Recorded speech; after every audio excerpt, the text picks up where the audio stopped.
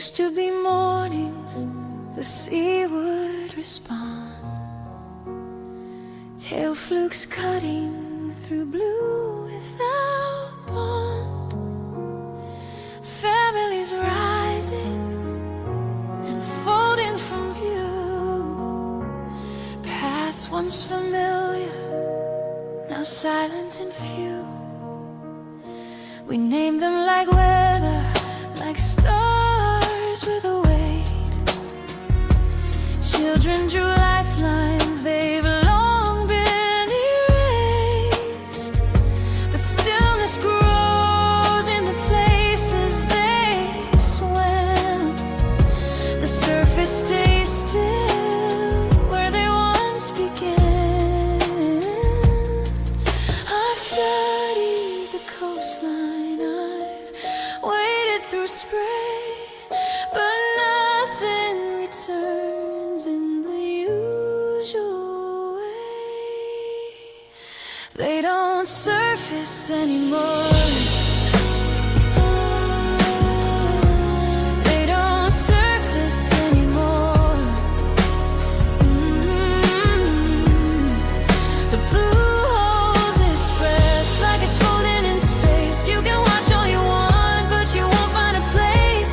I can't tell you what to think, but the rhythm's gone out of sync. They don't preach, they don't soar, they don't surface anymore. Was it something we poured, something we made, a current we broke that couldn't be weighed? They faded like roots that vanish at sea, drawn down to depths that won't speak to me. They don't surface anymore. They don't surface anymore.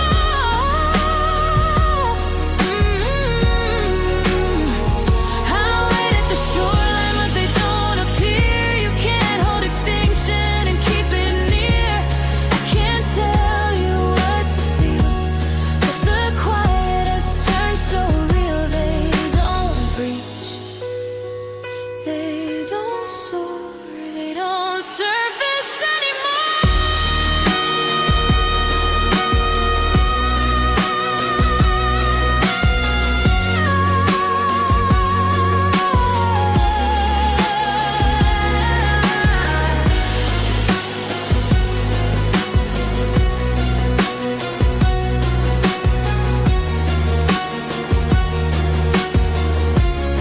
They don't surface anymore. And maybe they never will. But I still watch, and when the sea turns still, they don't surface anymore.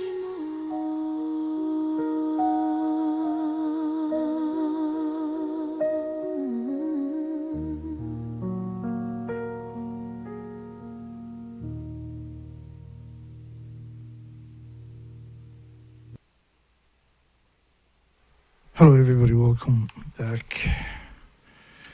We got 3i Atlas is going to be the perihelion tonight, the closest point to the sun. So we're kind of worried. So I think it's going to be the closest comet. There's a debate over that word, what it actually is, but we'll just go with that because that's all we know so far. Is like a comet. You're familiar with Halley's Comet, blah, blah, blah. And so the problem I see, and a lot of other people I'm sure, is if it's too close to the sun, then it stands a big chance of splitting up into multiple pieces. And because it's at the speed it's going, which is 4 times the speed of a typical comet, because it's from a different galaxy or solar system or whatever, some people dimension, whatever. It's going 4 times the speed of a normal comet. And so if a piece does break off, it theoretically, it can be influenced by the gravity of the sun, which is influencing your planet, the moon, the Pluto, or well, I guess Pluto's not put into the equation anymore, but Mars and Jupiter and etc., right, are influenced heavily by the gravity of the sun and Earth. And so you're talking about an enormous amount of energy. So if this shatters because of the heat, so think of, I'm not going to say do something, but like if you drop water on the stove, is it always going to go in one direction? On like a wood stove, red hot wood stove, if you drop water on it, what happens to it? It sizzles, it bounces around, but in the right conditions, it'll just explode per se, right? And so that's the concern that I see, is it's close enough to the sun than any comet has ever been, because it's not influenced by gravity, because it's 4 times the speed of things that are influenced by the sun, right? So now it can be influenced by, pieces can be influenced by the sun. And it's already on a trajectory to go past Earth. Quite a long ways. I don't quote me. 250 million miles, or like a quarter way to the sun, or what? Sorry, I got that wrong. 250,000 miles from Earth is the distance of the moon, or something like that. And I don't know if that's true, but I do know it's coming past Earth. So, have you ever thrown a snowball or an egg? You know, it doesn't just like stick to the wall. It's like go in every direction. Splatters is a better word for it, I would imagine. So when you're talking about an enormous amount of heat, enormous amount of gravity, and this thing breaks apart into multiple pieces that are all going to be huge pieces, if one of them finds their way to Earth, it could only take a few days to get here. So you haven't got no warning. So it is we don't, if you can get past all the AI videos that are out there, it's been this just non-stop bombardment, and a lot of the YouTube blogging communities chipping in on it, and they're selling T-shirts, and so they're not serious, right? They're not being realistic, and they got a degree, either astrophysicist or geophysicist. They got all these degrees, but they're caught up in their little tiny world because all of a sudden the light is shining on them, and they're losing sight of the big picture of why they got the degrees in the first place, and the education and the passion that they originally had as kids that put them into institutions to get those educations, was because of this unique stuff that happens, right? And I don't see anybody out there, unfortunately, that is talking about that. And I'm sure there's other issues to worry about, but in my little tiny, in Dana's world, which is oftentimes a pretty lucid world, stuff that I do, as you'll see coming up here in a moment, is I'm not even allowed to make a Freudian slip in talking about nuclear, because my detractors will hack that out of the videos and in increments string it together and then come out and say, he doesn't know, not A. They'll do anything to chip away. I mean, and they've been very successful. You can't put me in a debate with a nuclear academic or the media, because I bring evidence they unfortunately don't. 16 Fukushima treated water, and so Cuba, so Jamaica, let's talk about Jamaica for a second, and Cuba. What the hell is a Cuba, Dana? Just don't worry about it. You know what I'm talking about, Cuba. I burnt my tongue with a hot cup of tea just before I went live. So I might be slurring a few words. Don't worry, I got some ice water there to try to soothe it out, but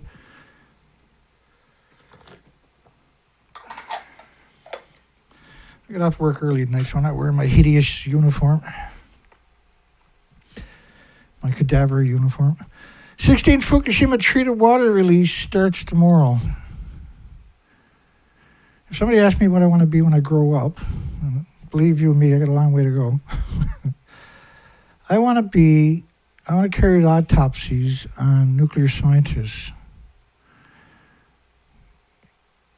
Because I want to transplant their brains into other creatures. So because their brains are going to be so small, but the only thing is a cockroach or a shrew, a small microscope, a small mouse or something like that.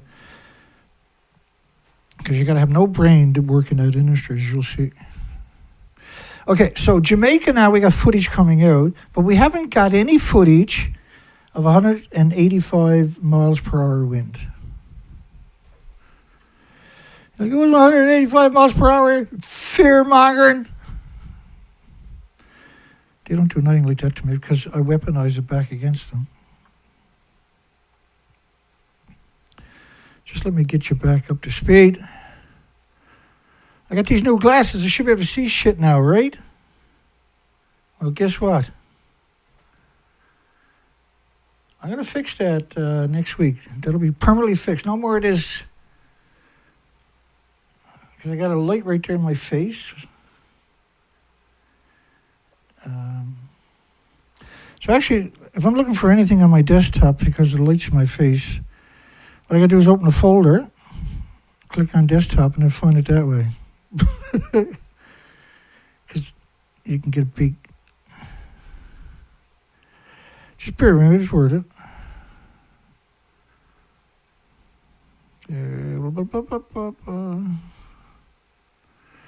And that was last night's headlines.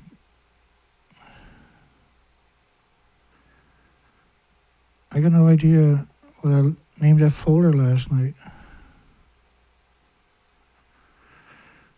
You would hope I named it hurricane or something, right? Type that in. Still hope yet? Let's word it. Bear with me.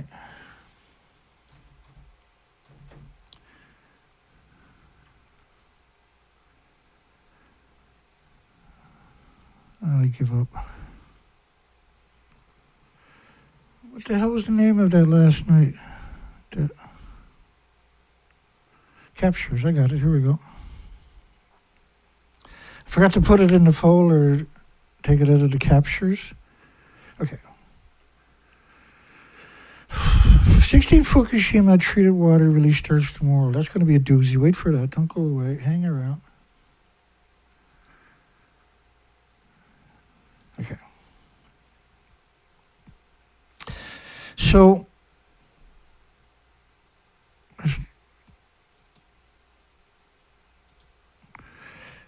I'll get in the picture. 185 miles per hour winds. This was yesterday's headlines. That's what the hurricane that came ashore in Jamaica. And we got no evidence that there was 185 mile per hour outside of the fact that all the media told us it was 185 miles per hour. So I guess we should believe them. But we're not seeing that footage, that absurd footage, that insane footage. Have you ever seen a video of 185 mile per hour sustained winds on land before in a community? What it looks like? Now we are seeing footage where all, like I talked about before it came ashore, was most likely going to strip all the trees. Last night the media was saying that it was taking bits out of roofs.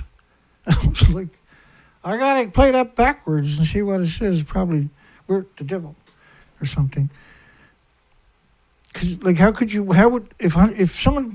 you were on vacation and you got children, they call you up and say, we got a hurricane. You say, I know. How bad is it? We got 185 mile per hour winds. We lost some bits of our roofs.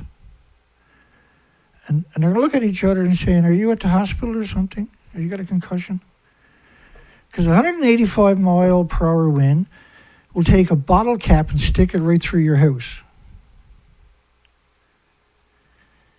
It'll take a car and put it through your house and turn every piece of wood and smash it to pieces in a matter of seconds and turn every one of them into projectiles at 185 mile per hour winds. And you'll find wood stuck through trees, 2x4 stuck through trees, right?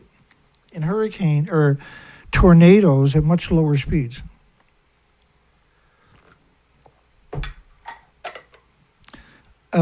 And what they didn't tell you was interesting was they didn't talk about gust. 185 mile per hour in, 185, yeah. No, we get it, 180, and gust passing.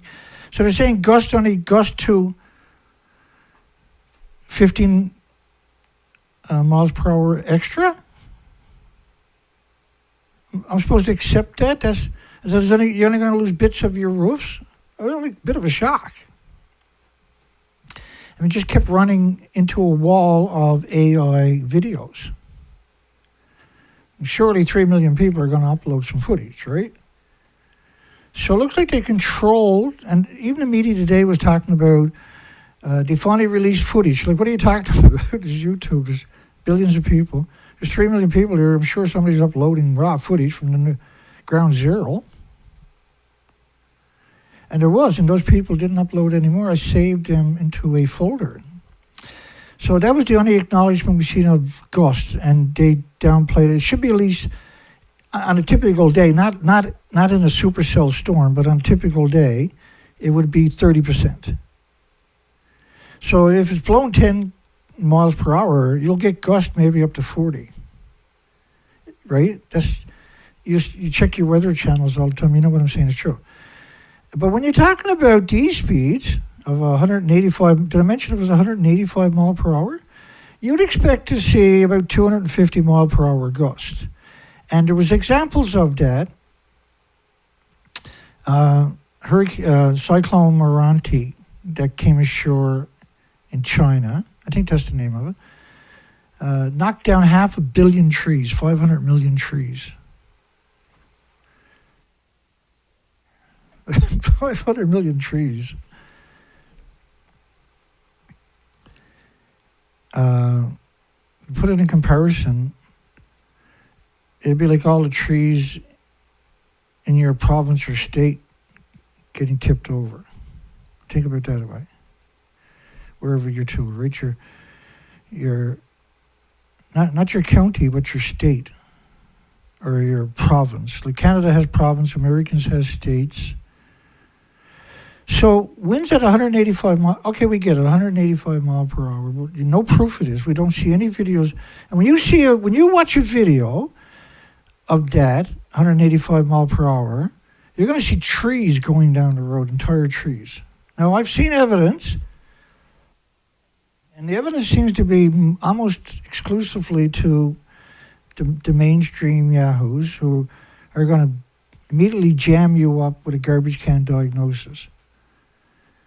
With the same little bits of roofs were torn off. That's what they were saying yesterday.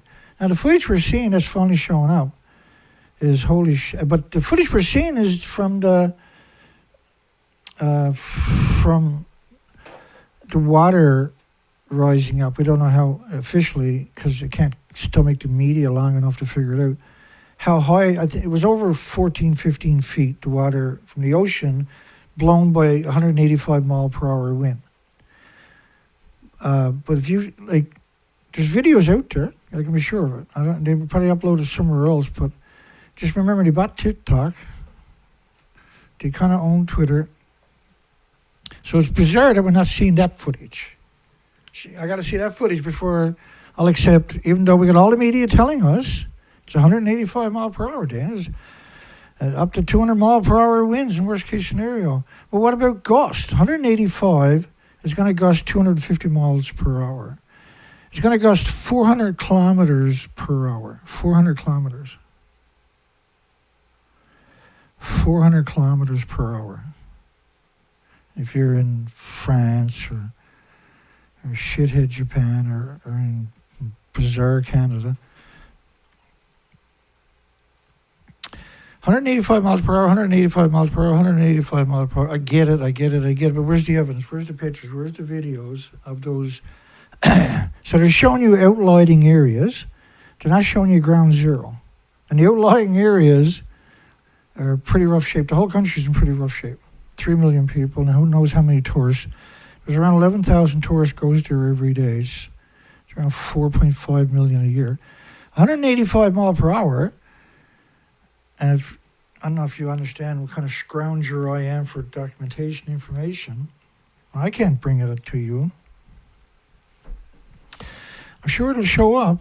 And you'll know it when you see it. There'll be no illusions. You'll be like, yeah, that's 185 mile per hour. Holy shit. Ooh. Would you rebuild? Would you rebuild in an area with 185 miles per hour winds? Yeah, James got another great song here, man. Wow. Hello, everybody. What's up?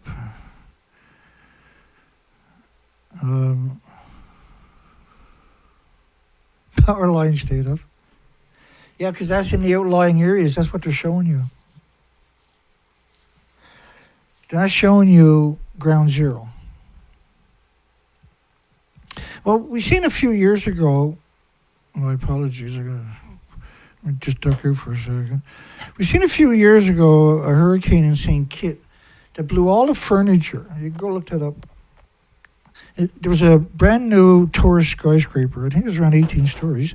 And it blew all the furniture, everything out of the cupboards and the cupboards doors, all the glass doors, right out the other side of the building. It blew all the furniture out of the skyscraper.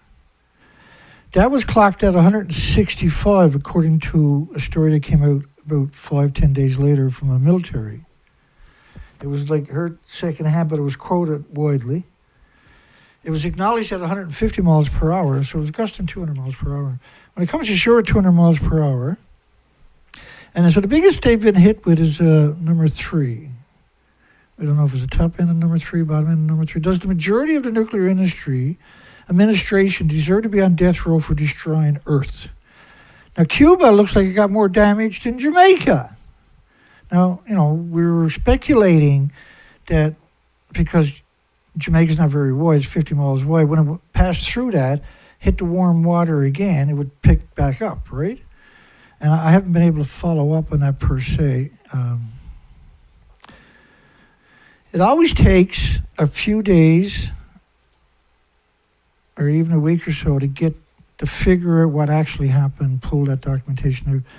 But what I'm seeing is they're showing us outlying communities with severe damage, but not from 185 mile per hour wind, right? And so you're seeing infrastructure, people driving down the roads, mud on the roads and stuff like this. So a lot of the footage could be from Kingston or could be, from outside the holy shit zone.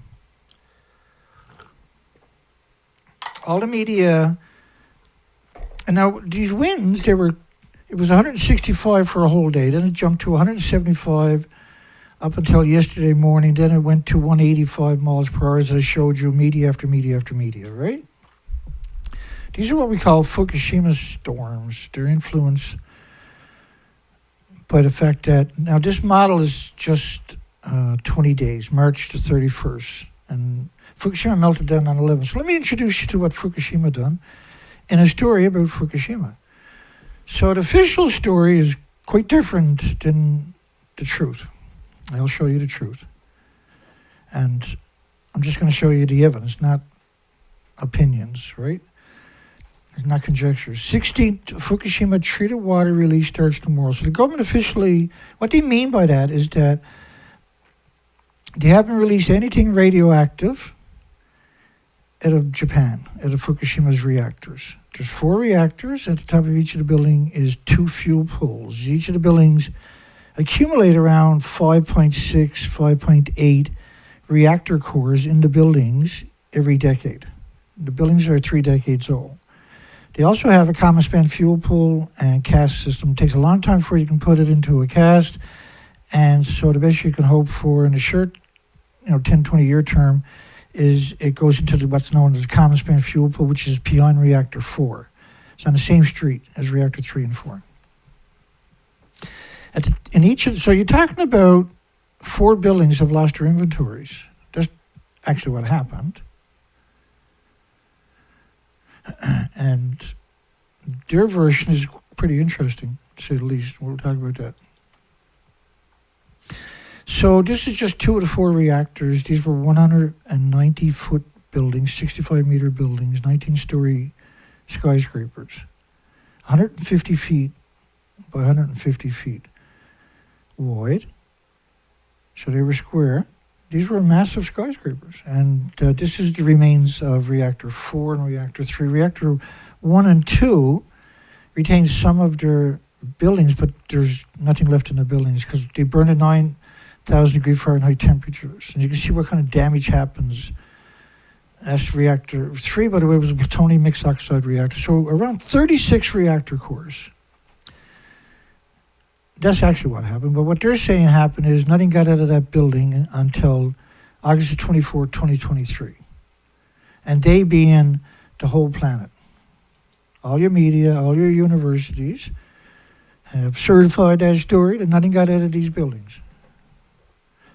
And these buildings are a stump, and there's nothing remaining in the stump, but they're the stump, a shadow of what they were. All right. So let's talk about what that entailed, because we gotta talk about what this actually means. It's just a cover story, and it's an incredible cover story, and they're sticking with it. Investigation chairman: one Fukushima may destroy a whole country, collapse of a whole country. Well, it's worse than that, the whole planet. This is xenon-133 radioactive fallout, 135. There's going to be massive amount of cesium and everything else. I'm going to show you a whole bunch of isotopes that were identified, mostly in North America and Japan. But by doing that, I validate the radioactive fallout, that it really did happen, and there was a significant amount of it, and that it was quantified and verified by all the shakers and movers. But they moved the goalpost in 2023 on August 24th, and officially now nothing got out, despite the fact it all got out. Okay. And so the 135 will burn a hole through your lung and decays the cesium also. It decays to different isotopes. There's 10 different isotopes they're going to decay to through their chain. And some will decay, for instance, I'm going to show you americium-238 in 2.5 days. It decays to plutonium-238, which is named after the devil because of its attributes on the human animal body. So officially nothing got out. That's what this story is from today. Nothing got out. Thank you. Have a nice day. So here's a study. Berkeley, of course, denied it, University of California. Fukushima plume model showed 1 million atoms per square meter over the west coast. Okay, blink. So that's one isotope. Xenon-133, that's 2 isotopes. Don't worry though, nothing got out. That's the official story. This iodine-131 is the 3rd isotope I'm going to show you. I'm going to try to track it. Hopefully you'll do it for me and correct me, because I'm going to be wrong. I can keep all of these numbers in my head, but I can't do it when I'm live. Rain with 20 million particles. So these particles are born from the melted fuel, which means they're most likely splitting atoms on top of that. But they can't travel by themselves, right? So that, just the iodine itself, all the other isotopes are going to be there, but just in the iodine family, there's many different isotopes that are going to travel. So iodine-132 is going to be there. There's going to be 10 times more than 131, 10 times more. So 200 million particles of iodine-132, and multiply that iodine-131 by 30 to get iodine-133. So that's 5 isotopes. It's going to be 10 times more or 31 times more iodine-129 with a 15 million year half-life. I'll show you that one coming up. That'll be 6. I'm going to show you the isotopes. We're up to 6 just to keep you up in case I screw up. Rain with 20 million particles, most likely splitting atoms, these particles. These are fuel particles, and they split atoms forever. And if you land all over your planet, you got these little biological weapons all over the planet splitting atoms into your environment for millions of years, theoretically. I'm sorry, actually. Okay. So, by the way, the iodine 132 and 133 are 9 times more effective than the iodine 131, is at ionizing and radiating the thyroid glands of humans, for instance. But we're way up the food chain, so it's catastrophic to everything with replicating cells. But it's catastrophic, all three of them. And the iodine-131 is incredibly effective at ionizing and radiating the thyroid glands of every human and every species on the planet, particularly in this quantity. This is something there's no science fiction numbers that would have mirrored these particular numbers pre-Fukushima, for instance. This is over-the-top stuff. So cover up is the only solution they can come up with, because otherwise you're going to want them prosecuted and on death row. That's why we have to pull that way tonight. So the 131 incredible effective, 132, 133 are actually 9 times more effective than the incredibly effective iodine 131. But you're talking about the species. Don't forget there's 8 million species. And don't forget that the anthropogenic man-made isotopes are pulsing energy at the speed of light. Nothing has an autoimmune trigger to defend against it. And it attacks your body, tries to repair all the damage each second with white blood cells. Your chromosomes, your DNA, your cells are getting destroyed every second with these pulses of energy. Or the birds, or mammals, or the animals, or the beautiful, wonderful extinction event species that are left. Okay, so that was 6. So CC-137 is 7. That's number 7. Not slow acting. It not just gives you cancer, but it can also go into the thyroid, by the way. And on top of that, because what we're talking about,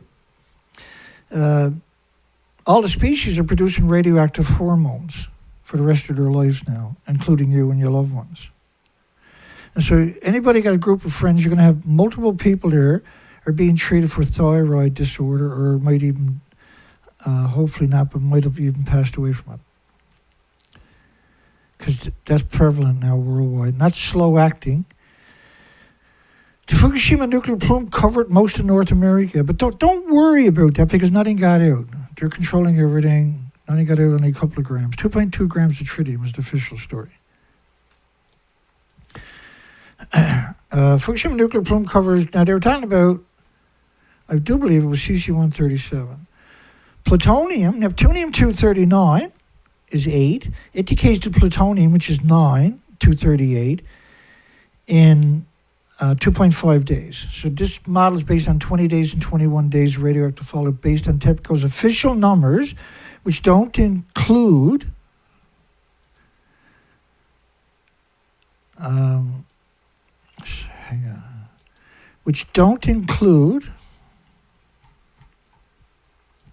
the inventories of these buildings, which was around 18 reactor cores, are missing. And I know where they went. They went all around your whole planet. And this documentation is not me. This is all the documentation that was originally released before they got control of this narrative. And unfortunately, it's a very difficult subject, because there's so many facets, so many details, so many minutiae of minutiae you have to bring to the table, right, just to get it close to the ballpark of the real numbers. So when you include these into this model, if you've done that, then everybody on the planet would be entitled to compensation from Japan's government,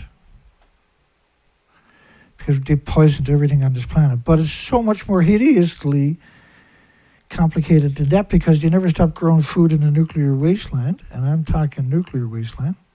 Okay, so we're up 9 isotopes. But don't worry, nothing got out. Until August 24th, it was all released, it was all controlled, and it was only tritium. Don't worry about what I'm telling you. I'm a lawyer. So this is plutonium-239, not 238. I showed you 238. This is plutonium-239 based on 20 days. That's 10 isotopes that are documented, covering the entire planet in numbers that, if you had a background in this, and this was your first time hearing this story, you would literally get in the corner and suck on your thumb and say, this is not happening. And this is why I advocate not bringing anthropogenic man-made isotopes into space, because if they find a planet with 8 million species on it, they're going to put a nuclear reactor on it. And just a reactor is capable of ultimately destroying the planet. Number 11 was curium-244. Nasty. It's my goodness, it's the biggest byproduct. Curium isotopes are the biggest byproduct of the irradiated fuel that are in the reactor cores and the fuel pools. So the biggest byproduct releases from a nuclear fuel pool into your farmlands, which is where they're always built there, is going to be curium-244. And you heard of plutonium. Well, this needs lead shielding 20 times thicker. So the isotopes pulse energy like an explosion in every direction. I got to keep my thumb there so I know if I'm at number 11. And requires lead shield 20 times thicker than plutonium-238, which we already got in our equation of 11, right? Okay. This is important, though. Hot materials, officials say 2014, hot material with 7 billion atoms. So a BQ is a pulse of energy in every direction, an explosion of an isotope, an atom. A man-made anthropogenic atom, which nothing on the planet has an autoimmune trigger to defend against.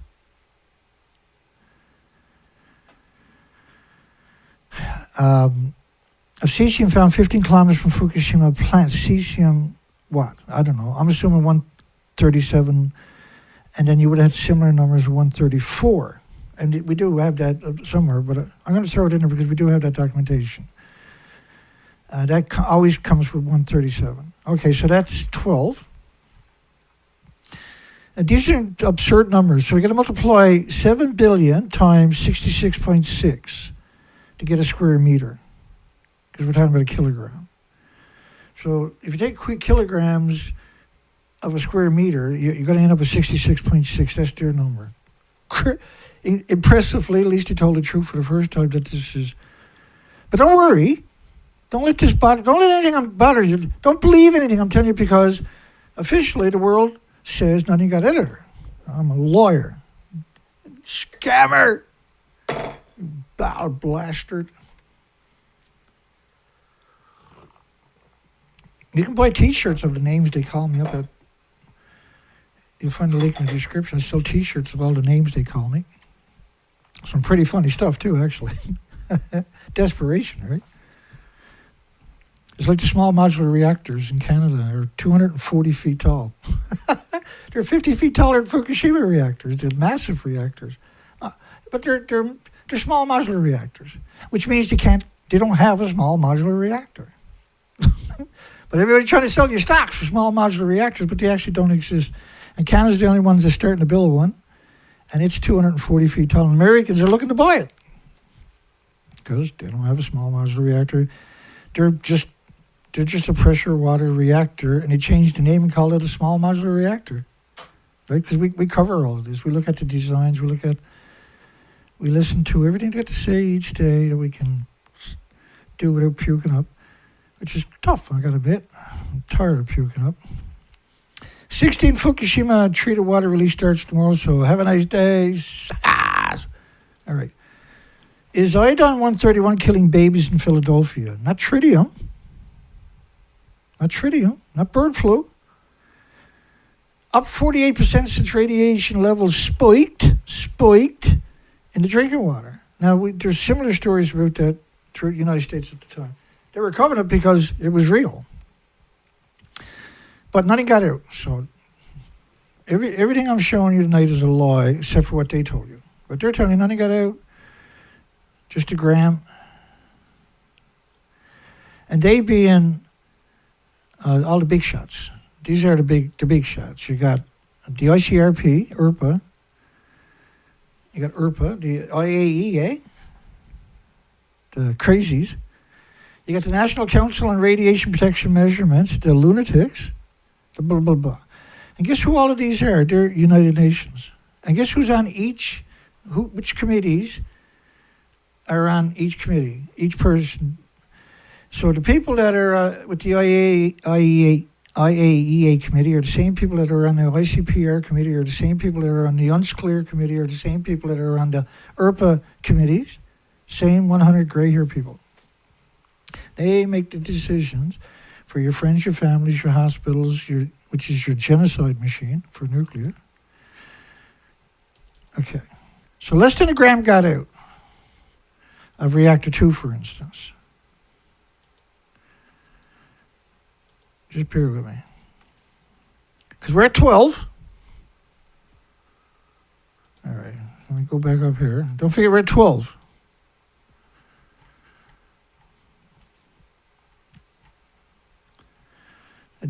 James Lucid, who we started off with tonight, wrote a song of less, because I get angry. James writes a beautiful song. Nice guy. Bless his heart, boy. It's called Less Than a Gram. And if you got headphones, put headphones on to listen to this. It's a pretty amazing song. And he's talking about Unit 2, where the official story is they got less than a gram when they were looking for samples. He spent $48 million. They got less than a gram. But he came out and mocked them with a song. But it's a beautiful song. We're just going to play that so I can hack my guts up here for a second. We're at number 12, Isotope. We're going to go right back to where we left off. This is only a short song, but it's a very cool song. So if you got headphones, please put it on, listen.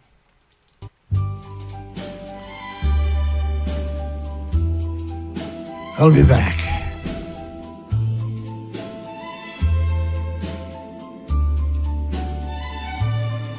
Right beside old Unit 3 sits a shell-marked waste you see. Tanks of resin stacked with care, holding what the pumps caught there. TEPCO field 2 plans to show. One says yes, the other no. Each awaits a coming call. Neither clears the path at all.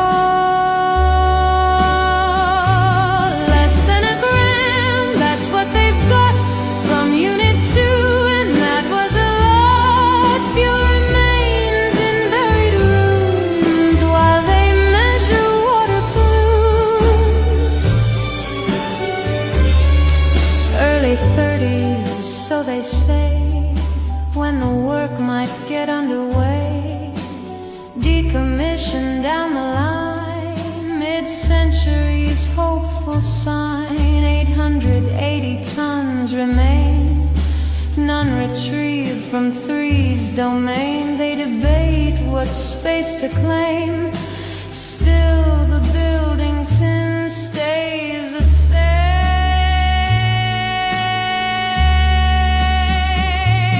Less than a gram, that's what they've got from Unit 2, a careful shot, not from 3, not from 4. Still they work around the door.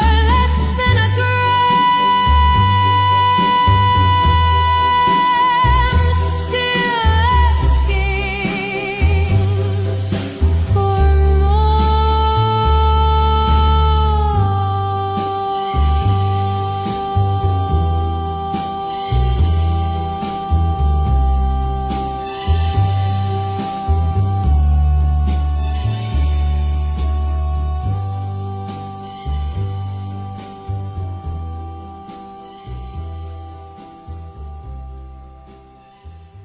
Nice touch, man. Wow.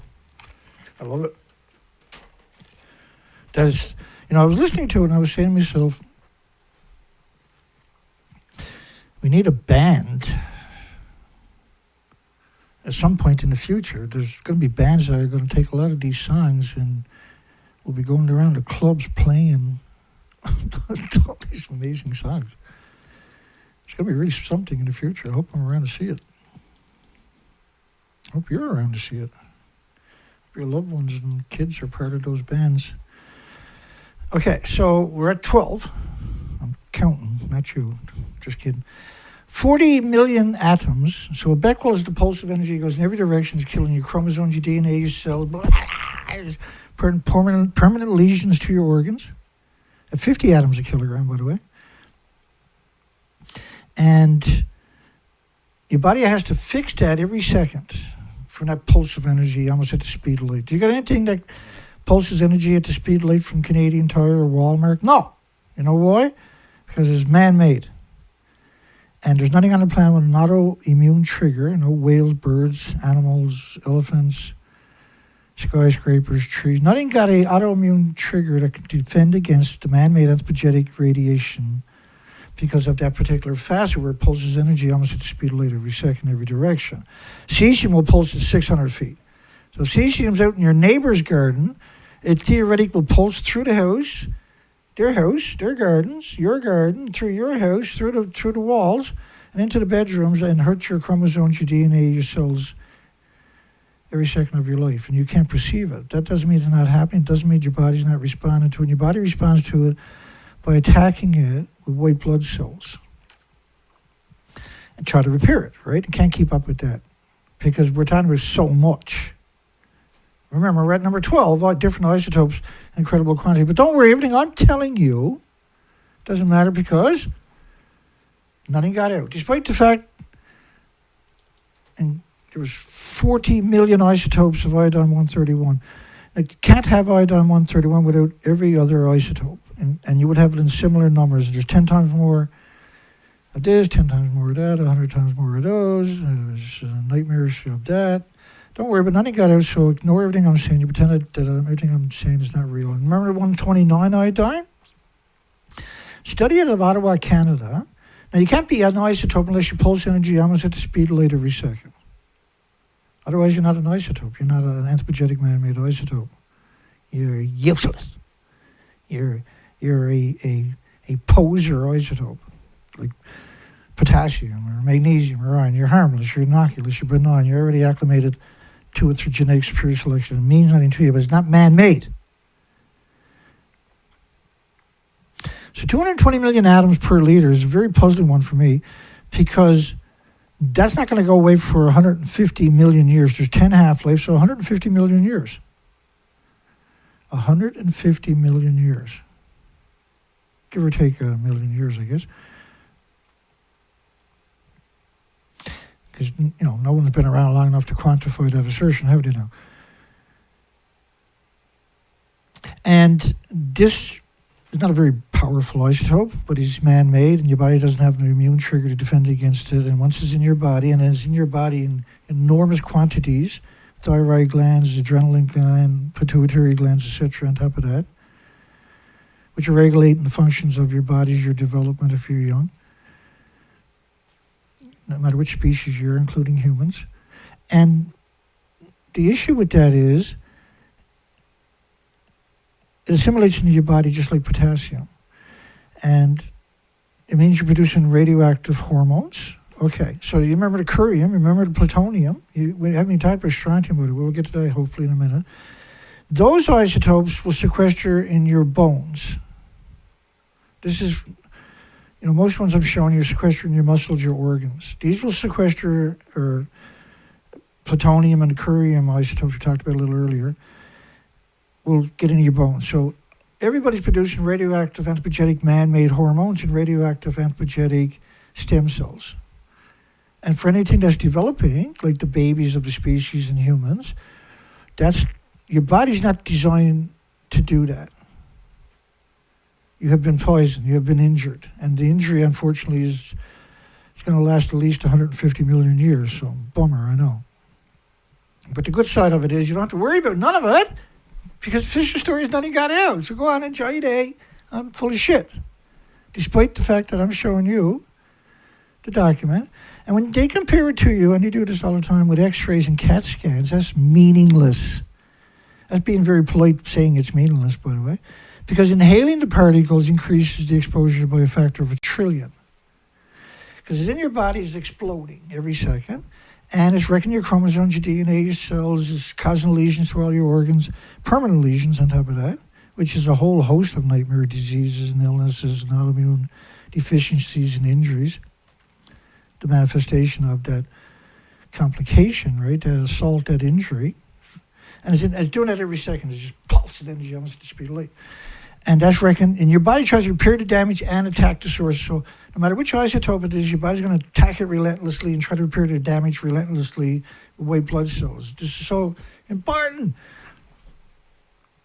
You need white blood cells, and you produce in all your joints, not just your spleen, right?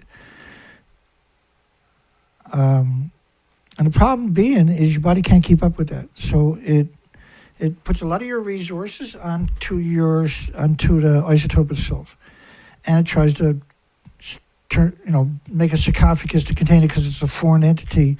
It doesn't have an autoimmune trigger to defend it against it, and so it tries to encase it. We call it a tumor, cancer.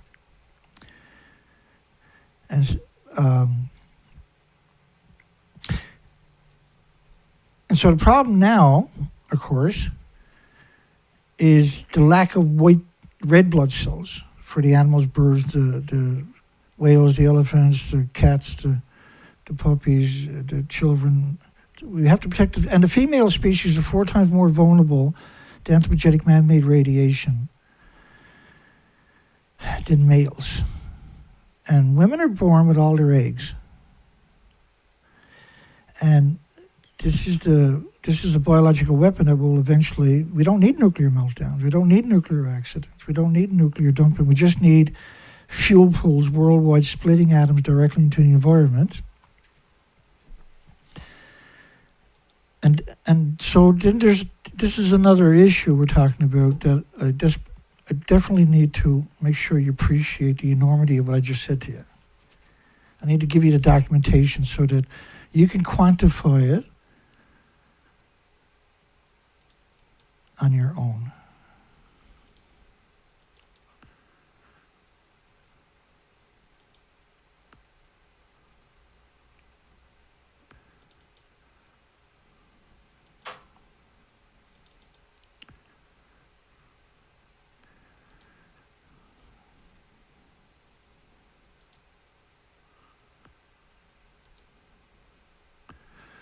All right, here we go.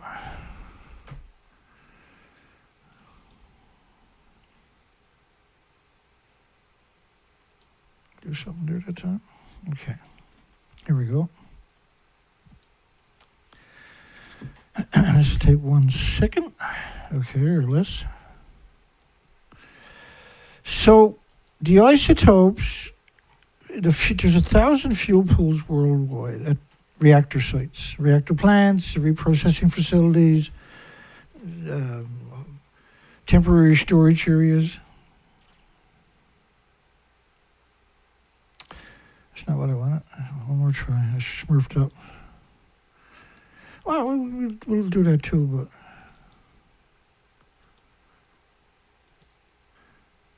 I was looking for the other one. Just bear with me. It's nuclear.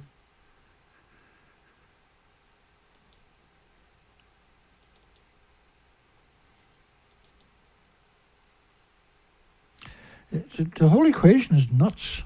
Don't worry though, nothing got out officially, right? You're good. Life is good. Listen to him, don't listen to me.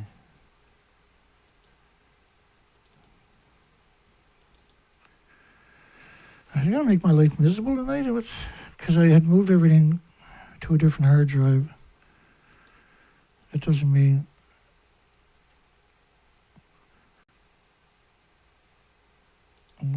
I'm having an issue finding that. One more time.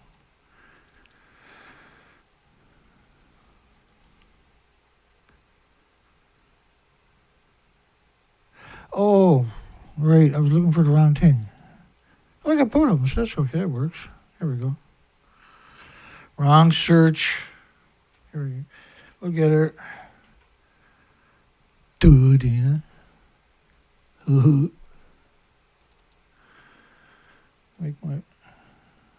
I didn't spill it properly, apparently. Here we go. Gotcha, bastard. So this is actually just as well. I'm going to give you both of them. Oh, program lost its mind there. Slow down, time. It's okay. I got a system that can handle what I throw at it. It's a good thing, too, because I throw shit at it. So now you got out. That's the official story. We're back to that point for right now. Okay, here we go. So then the question also, we're going to come back to that after we get through this next nightmare coming at you. Because we're into a master class all of a sudden tonight on this stuff. Okay, so the question now is why, and there's a lot, and the reason I'm going to ask you this question is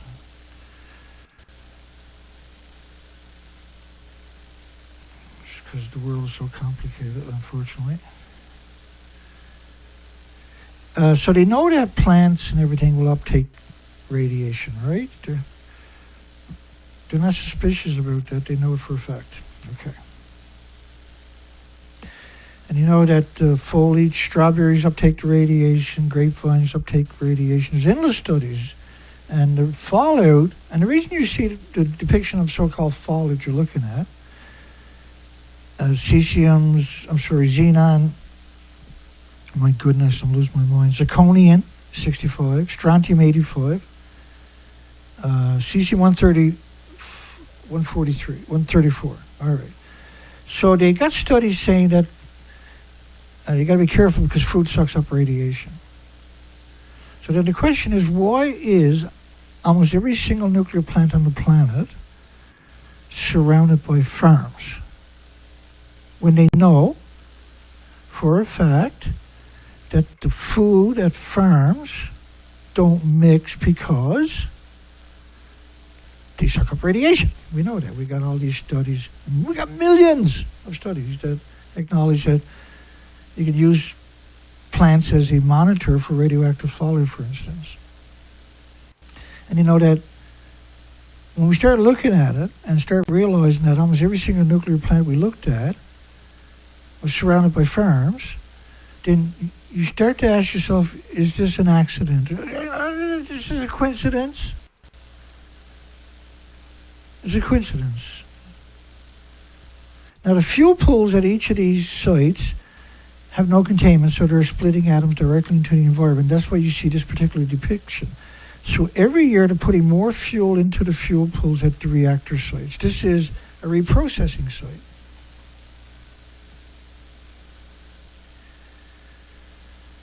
Okay, this is a reprocessing site. Story's complicated. But when you zoom back from a satellite, look at this. What is the reprocessing site habitating is farmland. As far as you can see, this is a satellite picture. So when you're looking at that, imagine that every nuclear plant on the planet has that same attribute.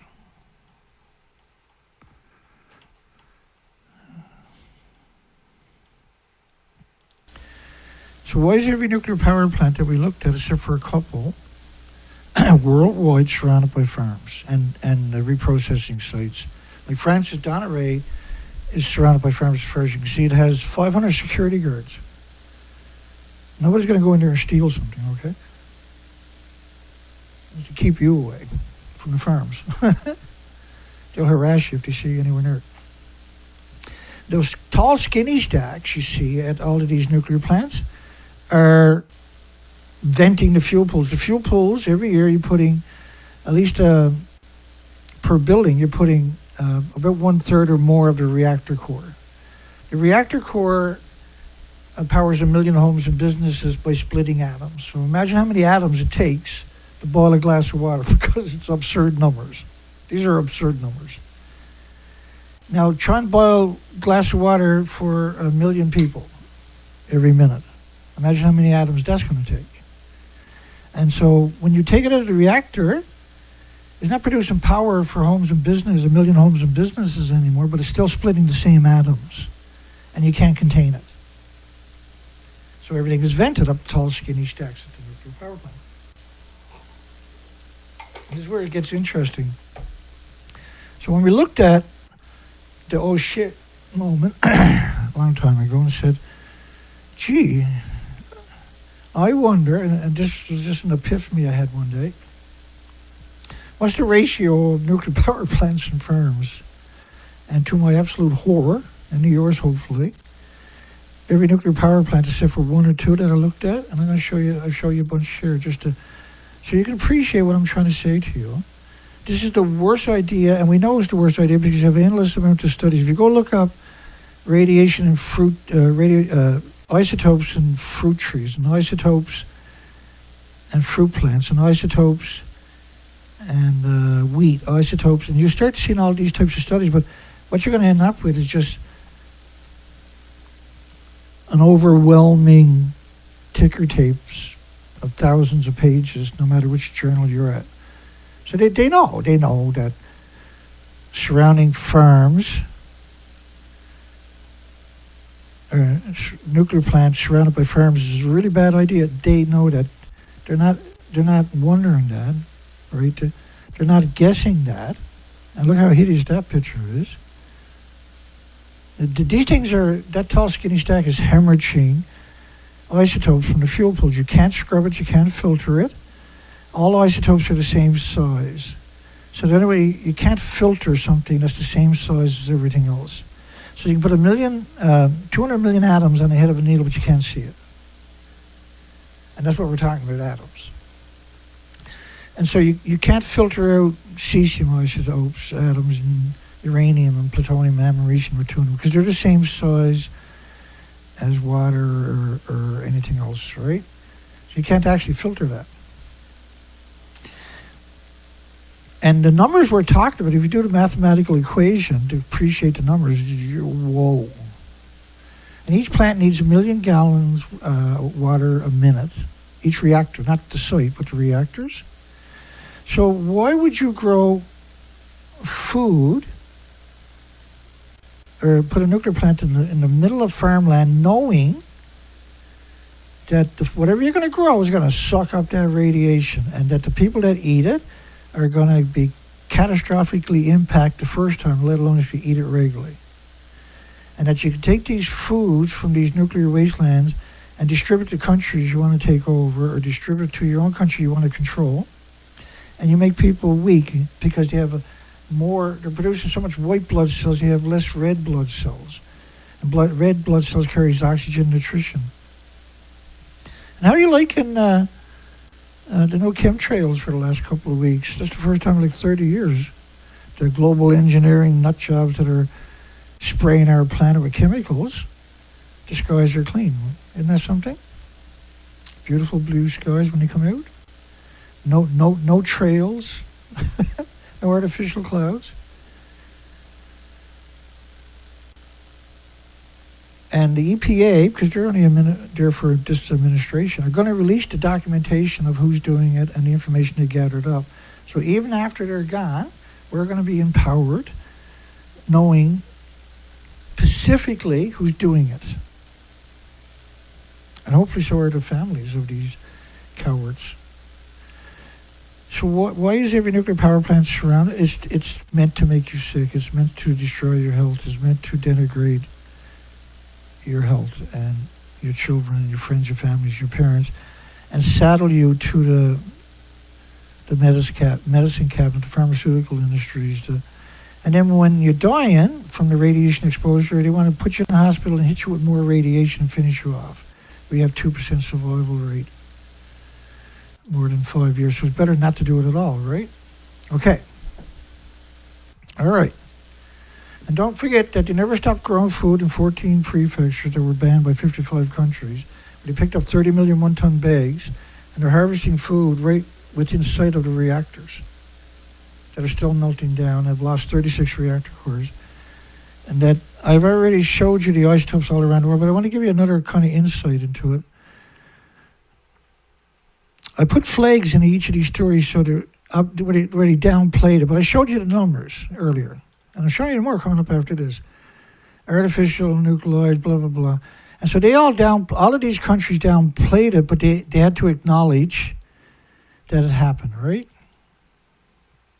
They had to acknowledge that it happened, for instance. And it doesn't just travel by itself. If you see one isotope, then you know all the other ones are there.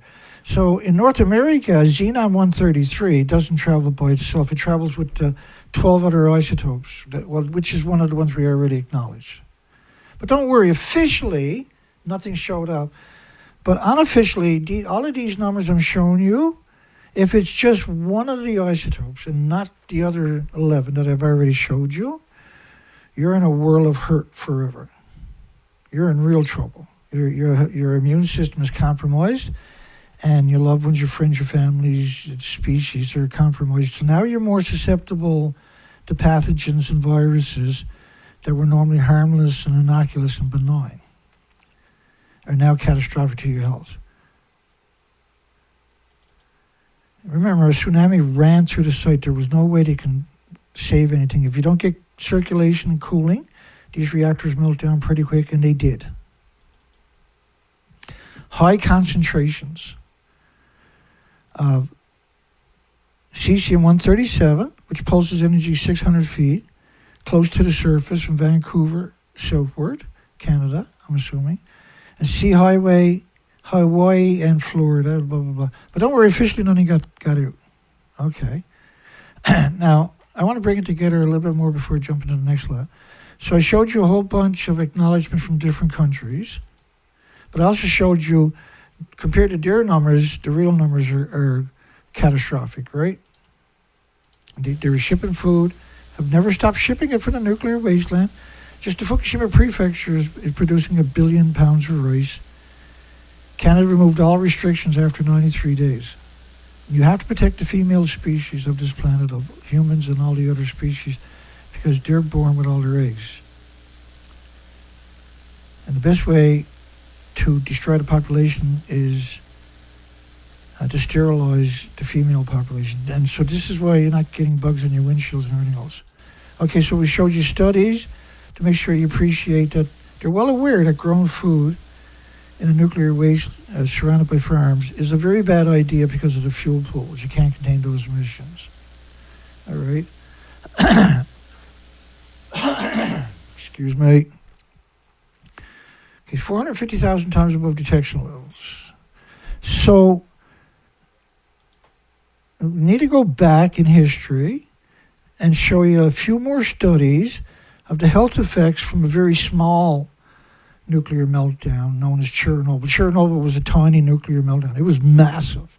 It closed 9,400 farms in Ireland and Scotland and the United Kingdom. But it's a tiny one compared to Fukushima. We're almost there. We're doing good.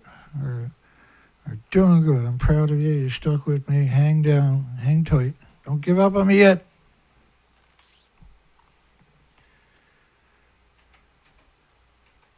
I was going to bring it all together for you. And then you can extrapolate on your own, hopefully. If you've never been here before, you made it this far. Once I show you this stuff tonight, you're going to be able to extrapolate the fact of these things on your own. I'm arming you so you can protect yourself, your friends, your families, your loved ones. And I'm doing this in good faith. And so you should give me a chance because I'm actually a good person.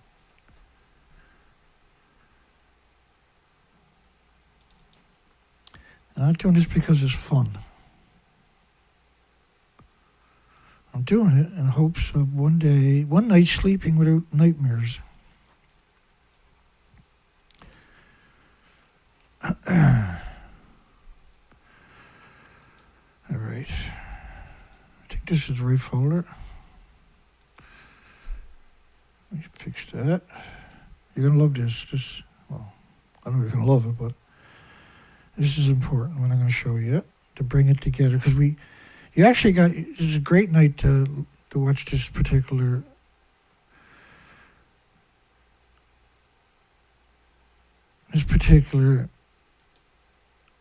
presentation. This is definitely a nuclear for dummy night.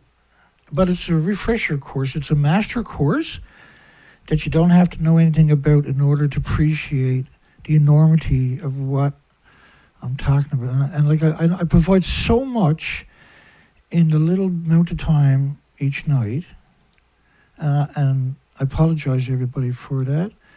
I would love to be able to squeeze in twice as much each show. That's my ultimate aim. But I would need to hire 10 people to help me, and I don't know if I want. Here we go. I think we're here. I do believe we're here. Officials sharply raised radiation levels for the residents to get iodine pills after the nuclear meltdown, 75 times higher than the crazies recommended for children. WHO, which is UN. UN is insane. They're not your friend or anybody else's. All right. I think this, let me just check this out.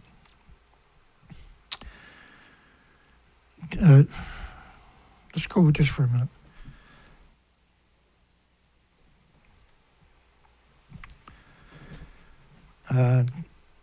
Radiation contamination. I think I'm going to have to go grab the other lot. Countermeasures. You can't take countermeasures in agricultural, by the way. So what they're suggesting was the potassium on the farmer's field had stopped 1,000 radionuclides from being absorbed by the plants that are completely radioactive before they even conceive. It doesn't work that way. That was to convince the population to eat the food from the nuclear wasteland. It's unconscionable. Like Chernobyl, they closed 9,400 farms in Ireland, Scotland, United Kingdom. 9,400 farms. You won't find that on Wikipedia. Transports of iodine-130 went through grass, cow milk pathways, northeast U.S. dairies, blah, blah, blah, which is a long way away, right? Ireland, Scotland, United Kingdom closed 9,000 farms. They're 3,000 kilometers away. It covers the whole planet. It's the only element, and nobody has an autoimmune trigger to defend against it on top of that. Aspects of environmental monitoring by the British nuclear fuel following Chernobyl, because they wanted to blame their releases on Chernobyl, and they did successfully. Concentrations of plutonium-239, 238, 240, 90 strontium. I don't know why 103 is there, but 137 cesium. Contamination of food in Czechoslovakia by the cesium radiation isotopes from Chernobyl. And Chernobyl was tiny compared to Fukushima. It's tiny. It's Chernobyl. Fukushima is equal to 3,600.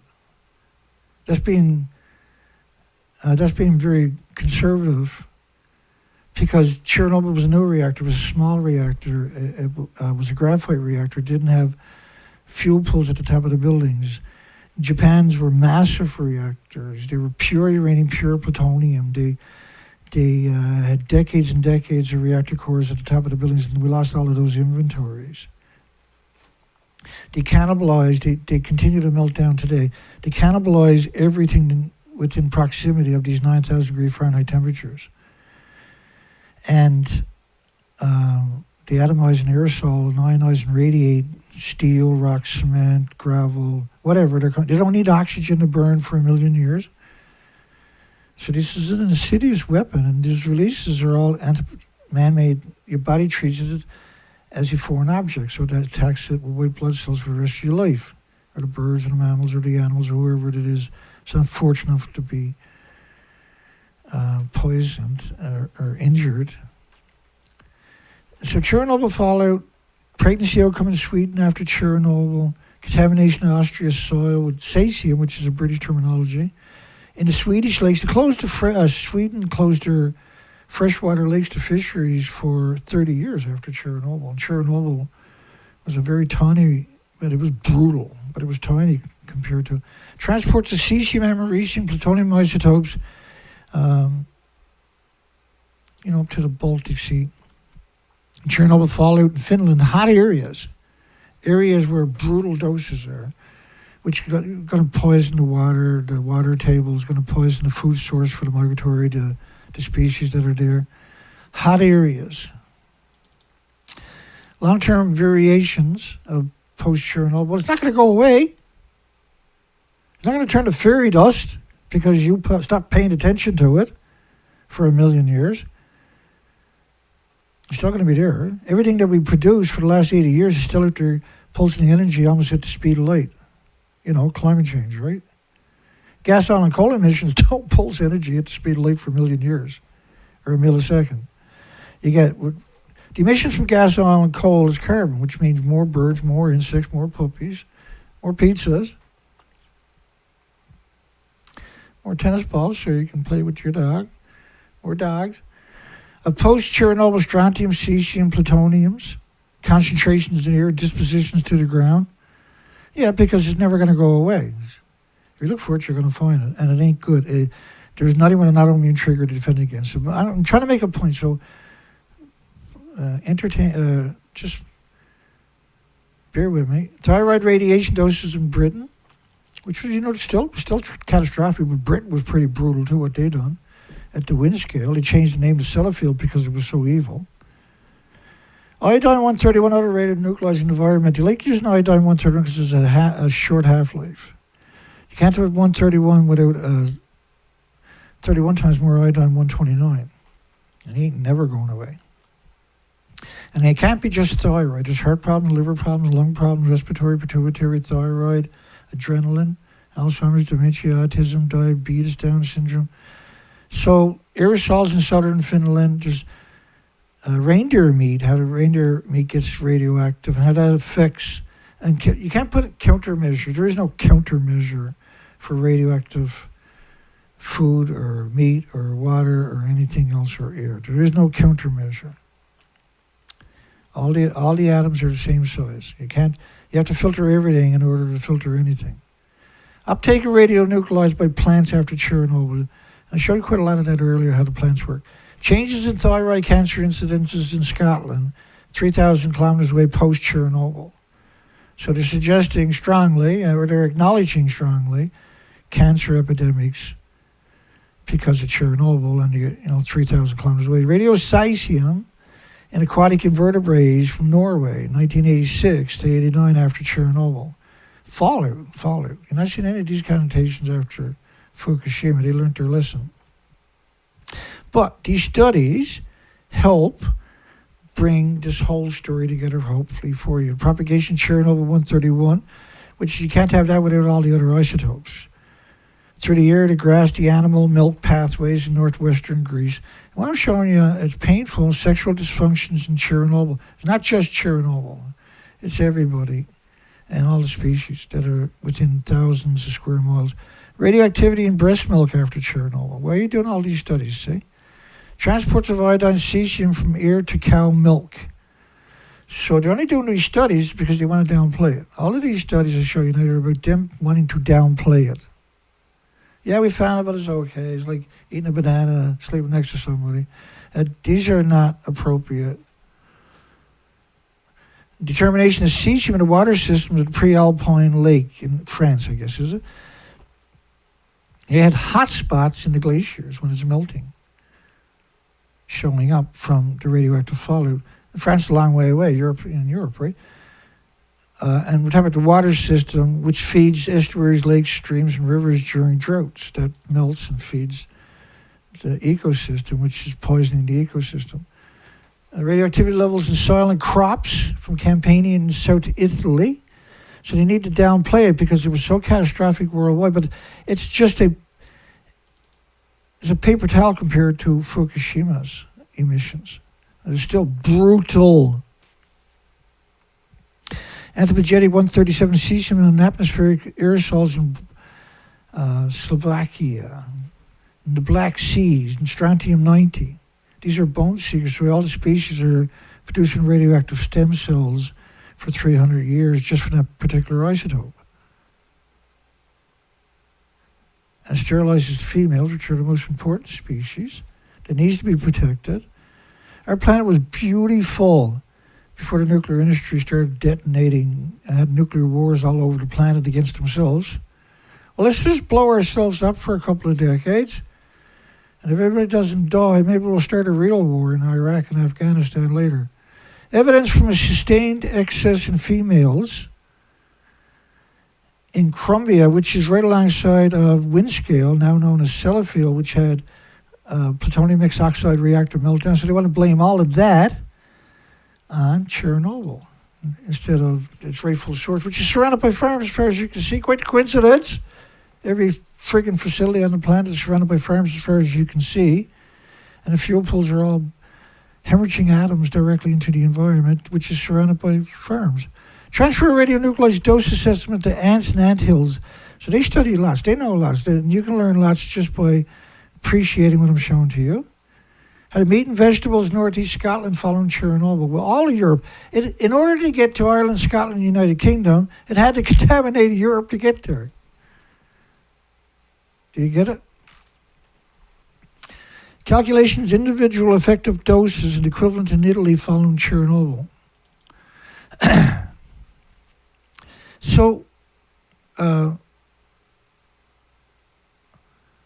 the best way to think about it is, because you're seeing from all over the places because it covers the whole planet. Well, let me give you an example now. So to show you this, I show you this rather, but is to remind me to show you the cesium-137 in 1,000,000 to 10 million atoms per cubic meter of air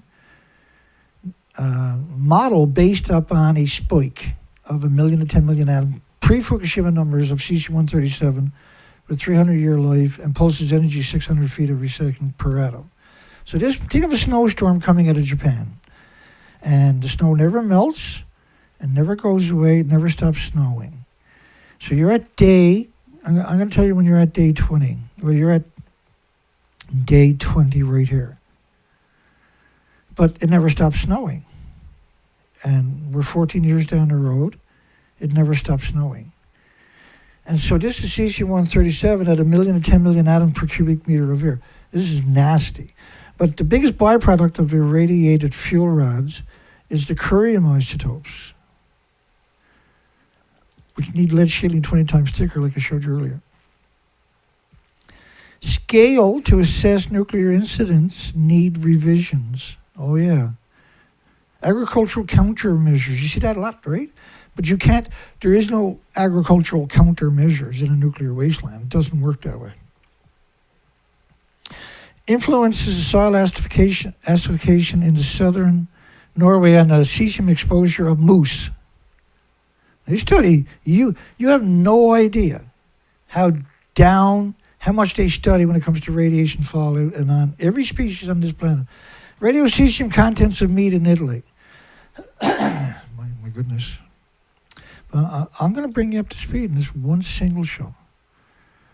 I'm going to change the equation for anybody that is trying to appreciate or comprehend the enormity of this equation.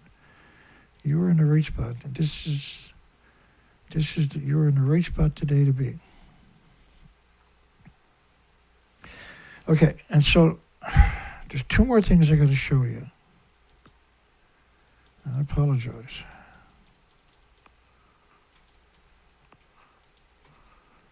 Okay.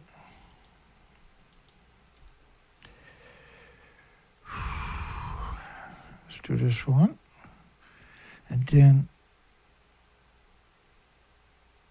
I need one more. Let's go. Make sure you download this episode. I'm going to post it up at my BitChute channel. You'll find links below, and it won't be messed with by the nuclear industry, by the morals sometime. It will show up within 24 hours. Okay, let's do this again.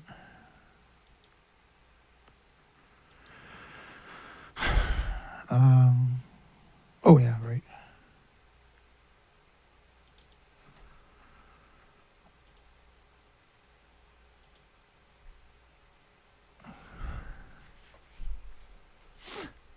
This is a crazy story.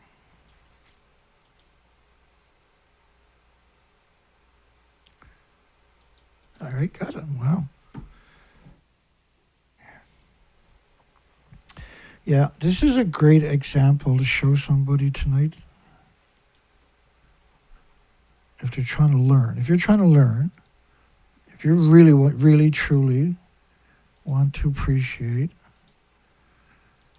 why I'm here and everybody that supports me are here, 14 years later, still going 5 days a week, it's because we're concerned and we care. And if you made it this far, then you're concerned and you care.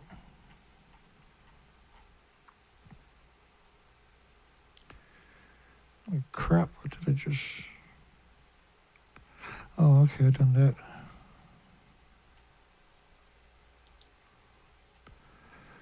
Yep, I gotcha. All right, I'm just going to flash through these. I'm not going to go into detail. But the idea of showing you this next set is so you can appreciate how they studied every facet of everything. They know everything about radiation and radiation fault. They know everything. There's no middle ground. There are no one scientists are right on a fence. And no, I'm going to put that baby, the puppy, to rest here.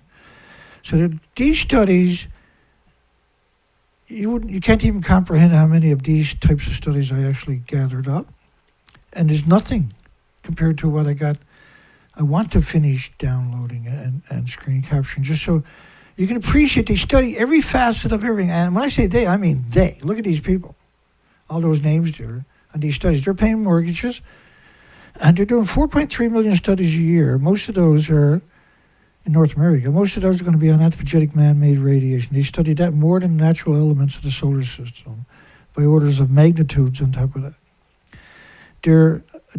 It's a cult, and they're fixated on finding ways to use isotopes to poison you with legally. That's probably the best way to put it. So when you look at these studies, I'm going to start flashing through now, you start appreciating this is radiation injuries from man-made anthropogenic radiation. That's what all of these studies are actually based upon. But look what they're looking at that was injured. And how many details of the details of the details, the minutiae of the minutiae of the minutiae that they look at. They look at every facet. There's nothing that escapes them. They know everything about anthropogenic man-made radiation of all sorts and types, particularly the anthropogenic nuclear reactor materials. So just going to flash through these so that later you can come back and you can appreciate even more how much they know and why. And that's important because, and you'll see here in a minute with the next set, like it's mind-blowing when I gather up this stuff, and I say I gather up 2,000, 3,000, 4,000 of these over a couple of days, and I have around 60,000. Oh, I stopped counting actually at 60,000. When you start doing something like that, if you sit here, and I used to sit with a ticker tape on the TV, right? And so people would come over to visit me, and I would put this and pictures and all kinds of other stuff. But you know, if you're there for an hour, there's probably 1,000 of these studies were flashed through. And so it's no good for anybody to suggest to me, for even a millisecond, and they have, even though they have, that very little is known about man-made radiation's harms upon human. That the only dose was to a single healthy male, 25 years old, and that's the data that they got for 1 minute. And it's simply not true. They know everything. It's so hard to appreciate. Even myself, who's at this all 24 years, it's still hard sometimes to wrap my mind around the fact that they know everything about this stuff. They're not trying to cure you, they're trying to kill you legally. They're trying to find a way they can insert radiation to your children, your grandparents, your friends, your families, your loved ones, and do it legally where it ultimately ends up destroying your health and making you a permanent customer of the pharmaceutical industry on top of that. There's kill you, or so they can harvest your organs, and do experiments on it. If you think about all the Nagasaki, Hiroshima victims, that were shipped back to the United States, thousands of them, dead people, that were severely dehydrated, let's put it that way, from the Nagasaki, Hiroshima event. And he shipped these bodies to the national laboratories, Idaho National Laboratories, Susquehanna, the Rocketdyne site, Hanford, and they incinerated the victims and sniffed their ashes for isotopes. That's how bizarre because you got to realize the Manhattan Project was the end of your sovereignty for your governments because they went into a secrecy act that has still never gone away. Ionizing radiation attracts tumor targeting. They know, they're desperate to come up with a solution by using radiation, but they can't. If they actually cured a dog of cancer with radiation, they would put them in formaldehyde. They would take them to school after school in a pickup truck or a transport truck, and every school the students would have to go through to see the dog that was cured. So the industry can brainwash them a little bit more. And they have that ability, they have that influence, they own the media, they own your universities. And not almost. In order for their laws to work, they can't have anybody out countering them. And so they have to own the media, they have to own the universities. And the Manhattan Project gave them that ability. And they've seized that moment, and now they have weaponized. See, the industry can only exist, and this is parasitic. All of these studies, you're employing millions of people to study study the lab rats, which are you. This is all about you. In Canada, they'll kidnap your child if you won't let them radiate the child because they got cancer. They'll kidnap your child under guard in the hospital, and when the child is dying from the radiation brutality that they used upon them, they'll send them home to die in your arms. Canada legally will spend $900,000 because healthcare is free. It's free to kill you in your hospitals here in Canada, on top of fixing a broken arm. Review of resistance to chronic, and they'd love to x-ray you. They can do the same x-ray with lights and computer algorithms. Decades ago, they did that for the rich people, right? The exact same x-ray, but better actually, and it doesn't have any adverse side effects. So they know everything, and I mean, when I say everything, they know everything. You have no idea. I've been at this a very long time, and this stuff would be on ticker tapes because I couldn't keep up with it, and I'm trying to absorb some of it, a little bit of them, a tiny bit of it. But eventually I've come to the realization they know everything. There's nothing to know, and there's a lot of them.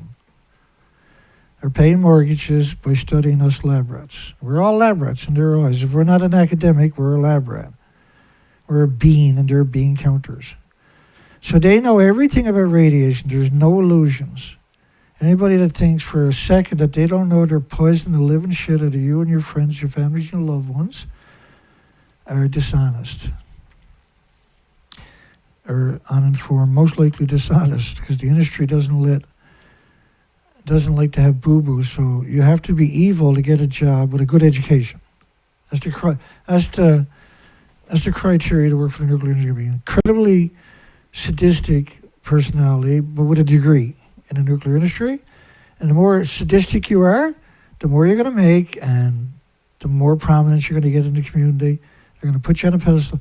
And look how many people are doing these studies. But very little is known about anthropogenic man-made radiation, Dana. Very little. It's quite a coincidence, isn't it? They know everything. They're insane.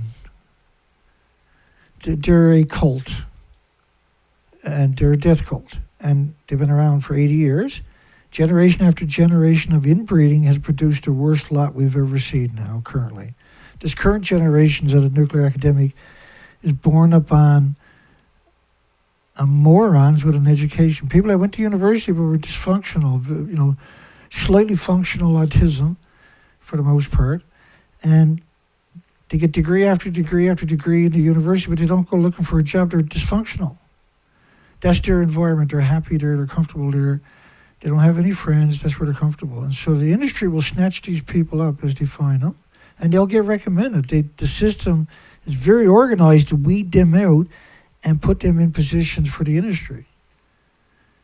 Functional savants, but autistic, where they can get them to dedicate their life to this single topic, for instance. Okay, so I'm going to bring it all together,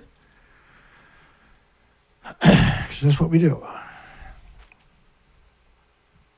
The influence of post-Chernobyl fallout and birth defects, abortion rates in Austria. But I want you to appreciate that Chernobyl was a paper towel compared to Fukushima. So all of this is meant to make you appreciate how insane Fukushima actually is. Because this is the only way you can tell the story appropriately. It's important, right? A lot of times, and I think of, if I died immoral, what do I want my last video to be? Because I was sick for a long time, right? I ended up with 7 stints. But, I always had that thought, what about this is the only time I'm ever going to get that person's attention? And they're a policymaker, an investor, or someone who's trying to figure out how to take care of themselves or their loved ones or their pets or whatever, or make the world better or the community better. What? Every video is jam-packed. And I got to bring a bit of variety to the conversation, a bit of spice sometimes to it. Because, I probably should get my face all tattooed and big earrings all through my ears, my nose. And then people will say, okay, well, he's weird. Let's watch him for a while. And I'm like, yeah, he's making sense, honey. 6 times more breast cancer within 15 miles of a nuclear plant. Maybe we should take the kids and move somewhere else. So the influence of the post-Chernobyl fallout and birth defects, abortion rates in. Ashley, why are you doing studies like that, by the way, you naughty little boys? Trends in human sex odds. This is another important study. And there's a lot of these studies where the ratio of males and females, and if you see an increase of males, decrease of females after a nuclear accident, it means you affected the entire population. That's the idea of that. And that's what happens, so that's why they do those studies. That's how they're able to get money. Prenatal loss of 400 male fetuses in the Czech Republic. If you got less females, you got less population. But it can't just be true for humans. It's going to be true for all the species.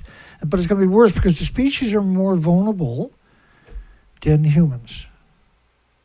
Because they reproduce more often, more consistently.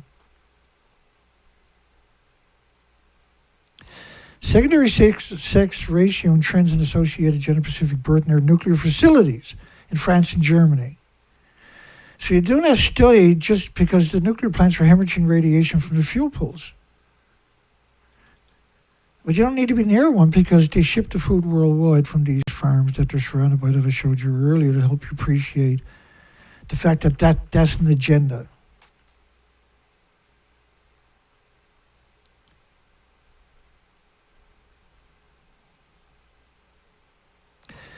And so non-thyroid cancer, but there's heart problems, liver problems, lung problems, respiratory, pituitary, thyroid, adrenaline, Alzheimer's, dementia, congenital malformations. There's all kinds of illnesses and diseases and autoimmune deficiencies and injuries. It's not thyroid or just cancer, but there's a lot. And so here we're seeing 300 aborted babies, 400 aborted babies in this area, blah, blah, and we're going to go through. We haven't got that much more, but we've got to get through it. All right, so you've seen this symmetrics, right? Okay. But what does a bigger picture look like? Let me show that to you. In the country of Japan, in the first year, in 2012, the number of patients for cancer centers, and remember, not everybody was diagnosed, not everybody has health care, was 865,000 extra cancer patients, excess. And what would be the catalyst? I wonder. They had a 36 reactor cores meltdown a year before that. Could that be it?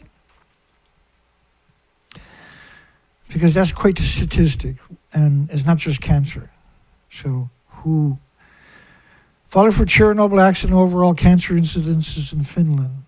Down syndrome time clustering in January in Belarus. They got the same thing for Scotland, right?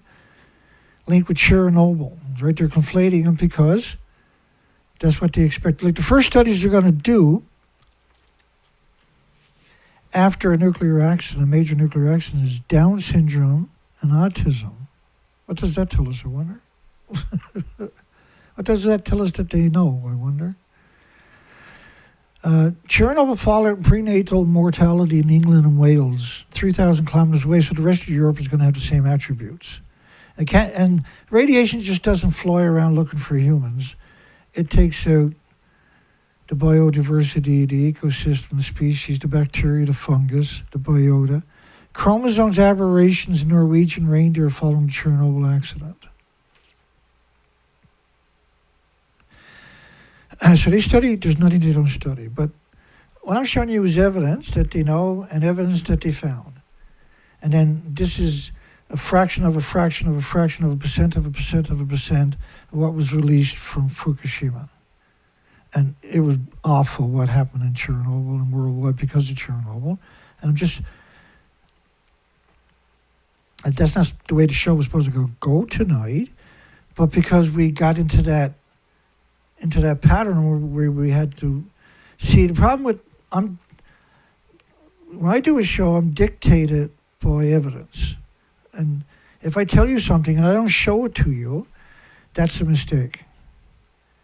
And sometimes you got to go where the evidence goes and tell that story, because otherwise you're not doing it justice, right? But remember, we're at 12 isotopes. We're going to finish that out here in a minute. 256 assessment of the influence of Chernobyl and birth defects, abortion rates in Austria. Lifetime effective doses to hunters and their families in Sweden after Chernobyl. That's an interesting study. What are you studying that for, mister? No, mister, you can't talk about that. Difference in the effects of radiation on the abundance of animals in Fukushima, Chernobyl. I'm sure he studies the birds, right? He noticed the absurd. Now, this creature right here, Geraldine Thomas, she's one of the reasons we have that study, that poll tonight, actually. Does the majority of nuclear industries administration deserve to be on death row for destroying Earth? She's very high on that list. Make sure if we ever have laws to extradite these people, to prosecute them for what they done, this one is very high on your list. And get her in Guantanamo Bay and start waterboarding her to get the names of everybody else right away is my recommendation. And treat her as what she is, a terrorist. That's a terrorist. That creature is a terrorist. A despicable one at that. We've covered that one too many times, that creature. Incidents of illegal abortion in Sweden after Chernobyl. Illegal abortions. Because of congenital malformation, right? Ionizing radiation, human gender proportions at birth. Hang on. I'm not doing you a proper service.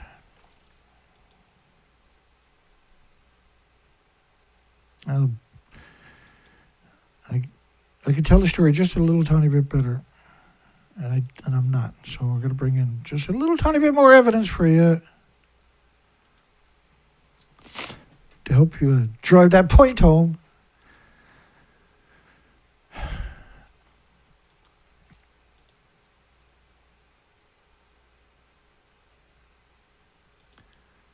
There we go. Oh, that's the fun one. Some of this stuff is a little difficult.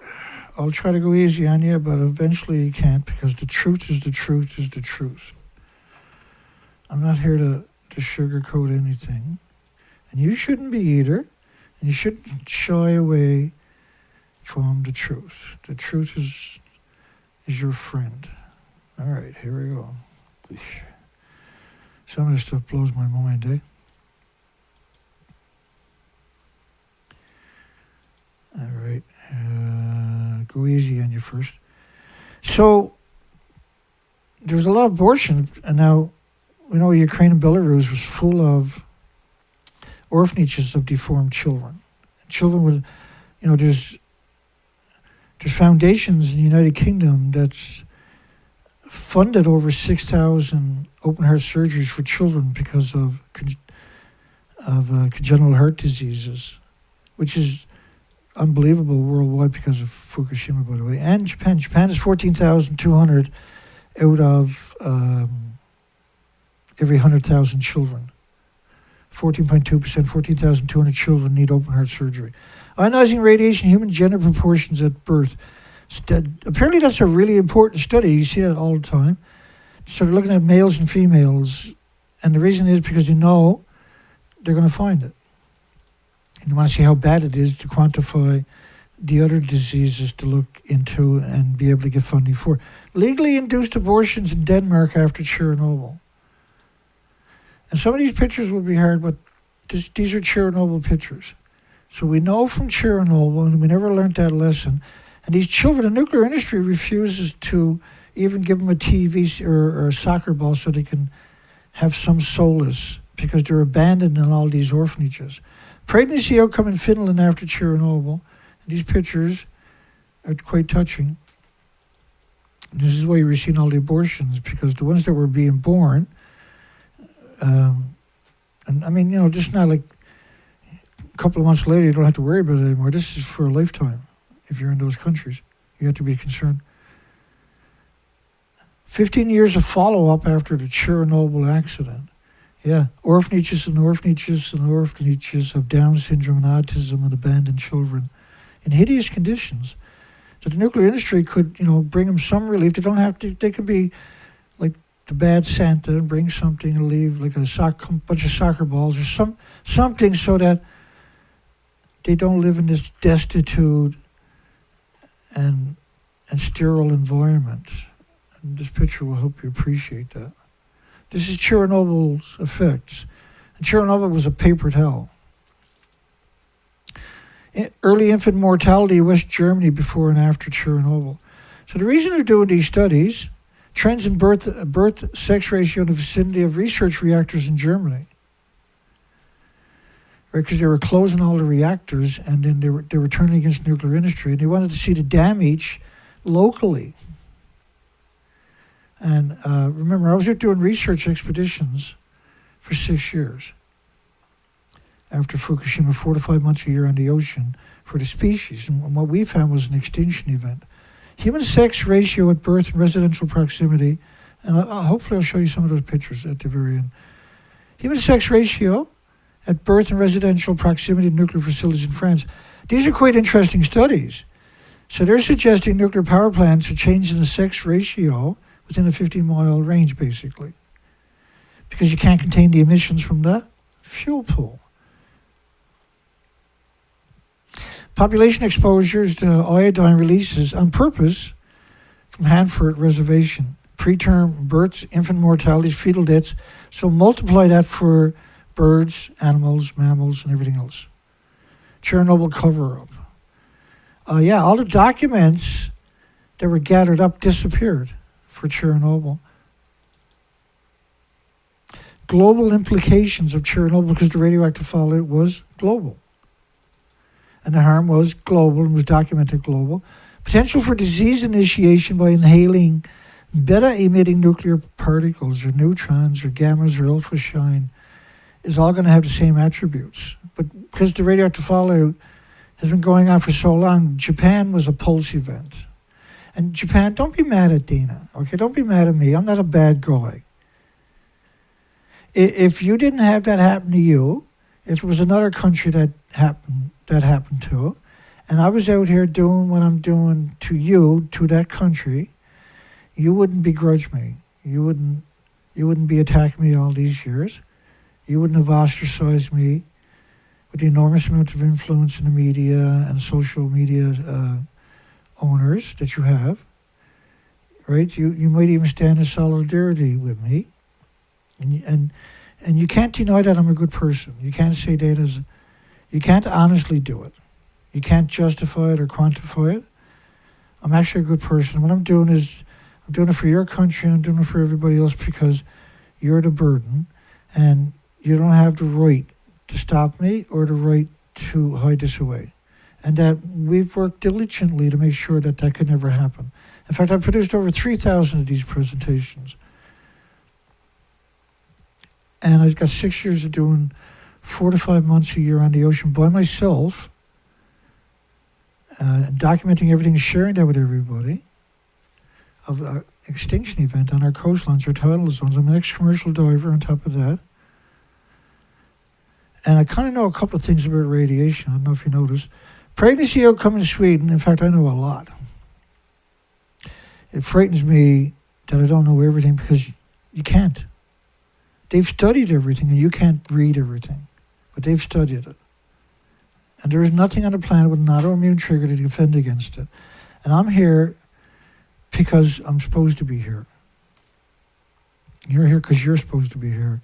Pregnancy outcome in Sweden after Chernobyl. Well, here's Chernobyl. Sweden was the same. Abandoned children, no one to love them, no one to hug them, no one to console them. And they don't even have a soccer ball to play with. They don't have a TV to watch. They're abandoned. The nuclear industry knows they exist. They don't have food. The industry wants them to die, and would probably most of these children, when they do die, after the funeral, they're dug up because they're homeless, and then they're taken to the nuclear laboratory sites, and they're incinerated. And I can almost guarantee you for a fact that that is what's happening to those two, because they have a history of doing it. The industry is insane, right? They've done that to 800 women who were injected and told it was vitamins, and it was freaking radioactive, lethal radioactive material. They dumped it, and then when the women had aborted the babies, or the babies died within a year or two, the majority of it, they acquired the dead baby, and that's what they done to it. They ashed the baby, which means they incinerated and sniffed the ashes for isotope. You tell me that's not an industry worth fighting against? Not an industry that shouldn't exist, that shouldn't have that kind of influence or prominence. The effects of the accident at Chernobyl Atomic Energy Plant on the outcome of pregnancy. Yeah, that's a big problem because they found that it was a big problem too. All of these children that I'm going to show you in these pictures are abandoned, thrown aside like paper towels, because that's what they see you as, or a bean. Dental abnormality in people living in radionuclide contaminated regions. So the British weren't naturally bad teeth, but Sellafield, wind scale, when that melted down, that was a plutonium mixed oxide reactor, breeder reactor that melted down. There's still 8 million liters a day going into the Atlantic Ocean from that site for the nuclear meltdown. The industry is insane, boy. And the British in particular, holy shit. Canada's disgusting. They're literally like, and they're cowards. The industry is just cowards. That's the crazy thing about these people. When you meet them, it's hard to comprehend that they're functional. You look at them, you're not going to say hi to them. Let's put it that way. Abnormal retinal pigment, congenital eye defects. So they know everything about radioactive fallout. They know everything about radioactive fallout. Did I mention? And when I say they, I mean there's an endless amount of these people. And so when they tell you that very little is known about anthropogenic man-made radioactive fallout effects upon humans, that's what they all do. Effects of the radiation on the reproductive system, well, we already know what that is. At least I do. I'm not, and the people that are do the best they can and try to help the victims of nuclear industry. Like I said, the foundations in the United Kingdom go down to Chernobyl, bless their hearts, and try to bring some comfort to the victims. The nuclear industry is not funding them. And I mean, these children are suffering debilitating congenital malformations that most people can't even appreciate. And they grow up in an environment with no ability. They're never going to ride a bicycle. They're never going to kick a soccer ball. They're never going to throw a baseball, because the nuclear industry won't even find a roundabout way of giving them some comfort. Right? They would love to take them and sacrifice them in a laboratory like they do with the dogs. The industry is just sickeningly, gutlessly, on top of that, cold-hearted. They're incapable.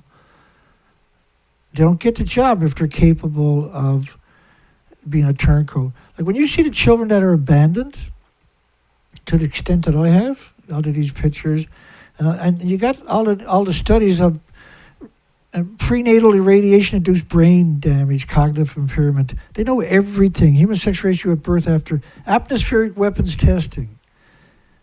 Human sex, they're doing that study because the whole planet got irradiated.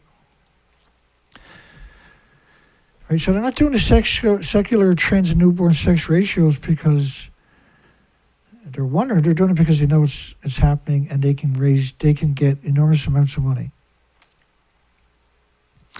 And whatever you see in here, put it in orders of magnitudes for the species. Because in order for the radiation to get to them, it has to contaminate all the species too. Incidents of illegal abortions, congenital abnormalities in Hungary. This stuff is known. This is documented. There is no middle ground on, they're not sure. There's very little data and the lies that we've been listening to for 24 years. It's simply not true. Down syndrome, remember the last one, in Scotland. Right? And they're trying to, and schizophrenia. There's Alzheimer's and dementia and autism and Down syndrome and schizophrenia. These are mental disorders, right? Because they have so much radiation, they're producing so many white blood cells, they're barely producing red blood cells with oxygen. So when you have a lack of oxygen, what happens? Right? So when you drink, you're displacing your oxygen molecule when you're drunk. And so you do stupid things you would never do. Right? Imagine it like that all the time. So your body denigrates itself. You're more susceptible to pathogens and viruses. But it manifests in schizophrenia and Alzheimer's and dementia and autism and Down syndrome. There really is. And there's like radiation fallout, there's an immediate effect. Your body, you become lethargic because your body's under siege with white blood cells. You're producing less red blood cells. The red blood cells are carrying oxygen nutrition. Don't worry, I'm only going to tell you 500 more times before this year is out. Transfer of cesium and tea and other foods to man after Chernobyl in Turkey. How the fungi in central Italy after Chernobyl has silver, radioactive silver. So that's, I'm not going to count that, but I'll get through this. I ain't going to read this. I'm just going to go through them because I want to finish out the other little tiny stuff that I got. You can come by. Whenever I see these types of studies with all the names on it, that makes me upset. You won't like me when I'm upset. Because I'll keep coming back. They know everything about radiation, and I proved it to you tonight. I hope so. I tried my best. I've done the best I could. I'm just a guy. I'm just a man. But if you think I'm wrong, make a video and call me out. Say, Data, you're wrong. Show me why I'm wrong. Show me why none of the stuff I showed you tonight matters. I want to hear from you. I care. I'm concerned. I know what you're saying. Liar! You'll be right. Send your hate mail to dana@suckmyearth.com. I don't give a shit about anything in the nuclear industry. I couldn't care less for nothing in there. It's like running over an apple on the side of the road. It means nothing to you. Like, well, it happens. I didn't mean to hurt the poor apple, but I don't think the tree minds. And the planet is the tree when it comes to nuclear academics. A study of hot particles. Why are you studying hot particles in Sweden? So abandoned Sweden. Like when you close the freshwater fishery for 30 years in Sweden, that's them telling you to get the frig out of the country. The industry is nuts.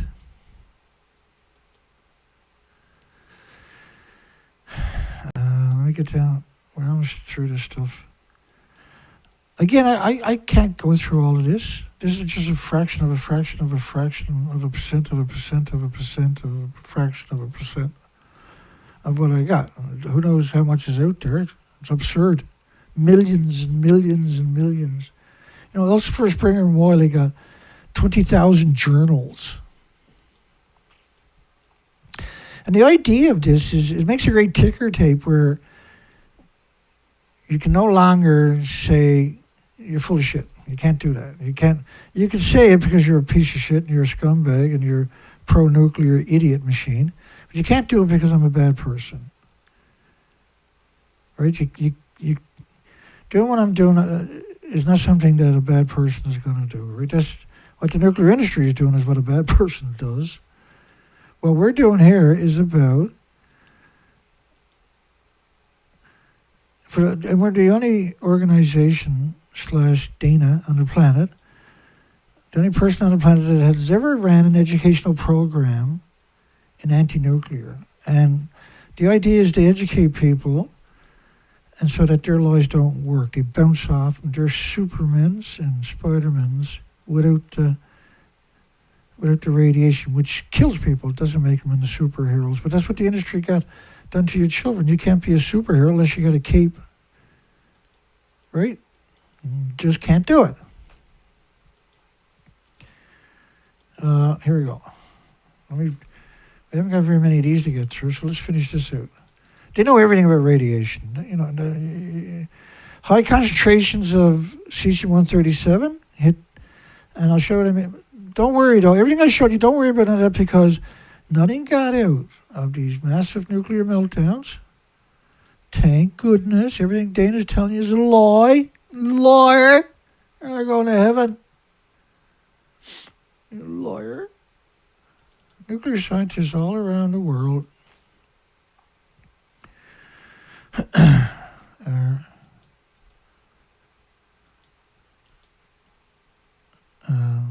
what's going on here?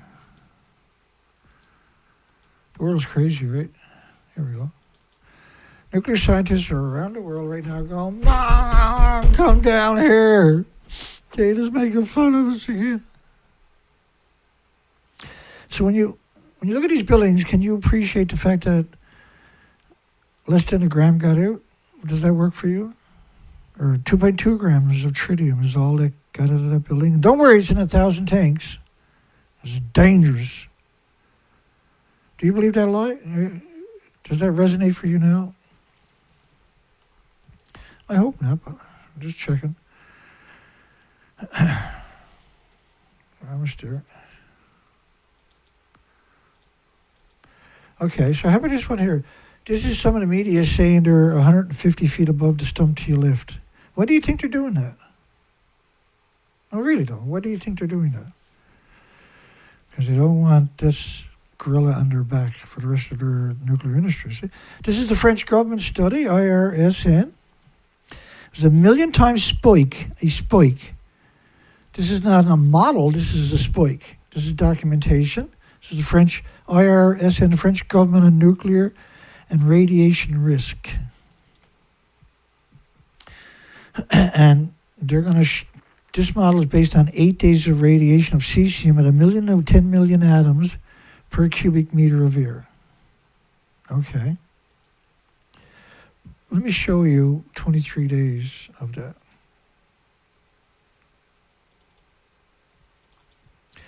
Because I have the magic to do that. I'm special. Don't say nothing. I know you're out there saying, huh. Oh, and put that comment there. Okay. So this is the model of cesium-137 at 1 million to 10 million atoms per cubic meter of air, covering your entire planet based on 30 days. The model, when it gets to 20 days, I'll tell you, which is, we're approaching 20 days, is on the 31st, right now. That's 20 days of radioactive fallout. And they're only acknowledging cesium-137, but these are enormous amounts. And when I talk about 1 million to 10 million atoms per cubic meter of air from the French government, what you're talking about is pre-Fukushima numbers. You know, if I wrote a book of this information, everything I showed you tonight, and I tried to pitch it, nobody would take it because it's so implausible. No, it couldn't happen. Couldn't happen. Nuclear industry got too many checks and balances, Dana. 14.2% increased number of operations for congenital heart diseases per 100,000 children in Japan, 2019 study. These are, they got to have open heart surgery because of congenital malformation worry. But don't worry, nothing got out. Everything I show you tonight is bullshit. So they closed 130 schools in Korea, not for tritium, but because of radioactive fallout. Don't worry, you know, there's a liar. Nuclear fallout will engulf Taiwan. People, so Taiwan and South Korea stayed home. But don't worry, because nothing got out. They moved the goalposts in 2023, August the 24th, and it was United Nations coordinated with Japan, with South Korea, with Taiwan and China, which is their job was to influence the 6 billion Asians on the planet. And so that doesn't work quite the way they want it. So the easy thing for him to do is demonize this guy named Dana and make sure he can never get any prominence anywhere. So let's demonize him in the most sickest, twisted and sadistic way they can. They've been at it for 14 years, so they pretty well finished me off. Fukushima disaster contaminated the territory of Japan, the Sea of Japan, South Korea, up to 8 orders of magnitude above the global background fallout. But don't worry, nothing got out until 2023, Dana. Shut up, fear-mongering. They were burning radiation in all the prefectures, but don't worry, nothing got out. Everything is documented, I show you the documentation. Japan government report Fukushima is worse than the quake and the tsunami. Nuclear scientists, Fukushima is an apocalyptic disaster that will haunt the future generations. We're talking worldwide, and the world now has an experimental lab with humans. Well, the world now is an experimental lab for the nuclear industry, and they are preying on you. Radioactive material from Fukushima is 2 billion times more toxic than industrial poison. This is absurdness we're talking about. And that the studies that they done were on external doses. This was the official 2025 study quantifying mitigations through Japan and food and everything else and exports. So they studied all of these people, made a fortune, coming out saying, now when I searched the study for internal, I had no matches. So it's that color there because there was no matches. When I searched it, you can see up in the top for external, top left-hand corner. My apologies. We're a little bit over the speed limit here tonight. And that wasn't my intention. I apologize to everybody. But that's how we ended up playing tonight. Let me get this a little bit better. I could probably move that down here to get a better glimpse at it. No, I can't. Let me back up a little bit. Okay. Why is my life got to be so complicated? I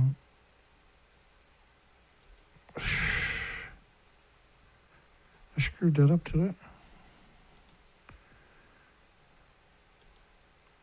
What's going on here?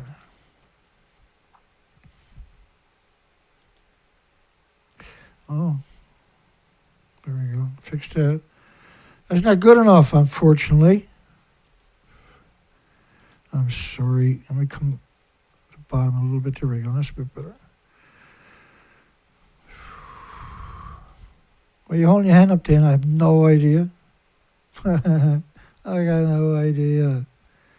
Let's assume we don't need that one. Here, external was one of 100. There was 46 hits for external. Okay. Believe me now? You trust me now? Come on. For internal doses, there was no reference in the study. Okay. Now, who done the study? Who's backing up the study? IAEA, which is UN. ERPA, which is United Nations. UNSCLEAR, which is United Nations. The ICPR, United Nations. The Council of Radiation Protection, United Nations. They studied natural radiation, not man-made radiation. This is the official study that quantifies compensation, health issues, designations. They studied external doses and natural doses. External, natural. That's insane. Natural radiation, really. Why would you study natural radiation at a nuclear meltdown? Because you're evil. That's who you are. That's what you do. You're good at it. That's why you got the job. World Health Organization, external exposures, which is United Nations. So the whole study was a bit external, wasn't it? And this stuff is 2 billion times more toxic than industrial poison. You would hope they would study the internal because they're growing food. The food was banned by 55 countries in 14 prefectures, not just Fukushima, huh? Half the country. You know, not only was it 865,000 cancers, extra cancers in the first year. Not everybody got health care, not everybody was diagnosed. 35.8% of the children, out of 38,200 children, 13,646, had thyroid tumors. Had thyroid tumors of 2 centimeters. The child's thyroid, an adult's is 3 by 5, a child's about 2 by 2.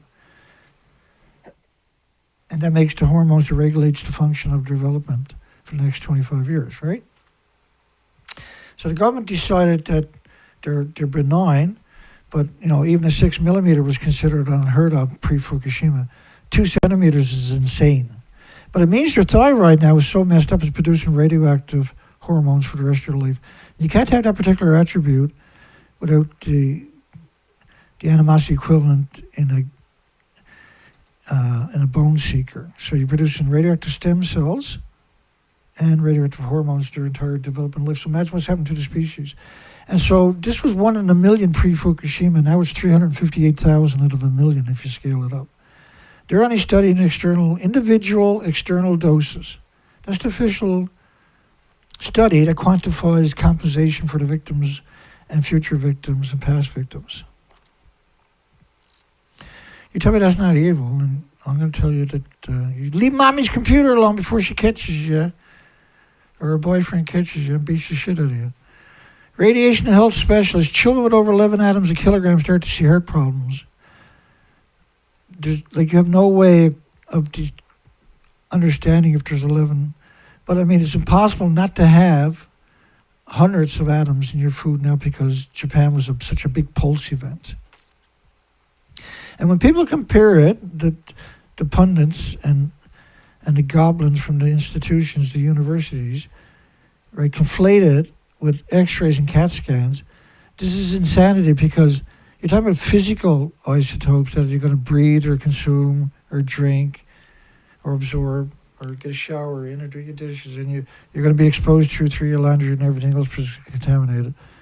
Inhaling particles increases the exposure by a factor of 1 trillion. And so every pulse of energy your body has to try to repair the damage to the cells, the chromosomes, the DNA, the organs. You can't keep that up, and it has to attack the source. And if you got 1 million of them in you, and you live long enough, you would have 1 million tumors, because every one of them eventually turns into a metastasized tumor.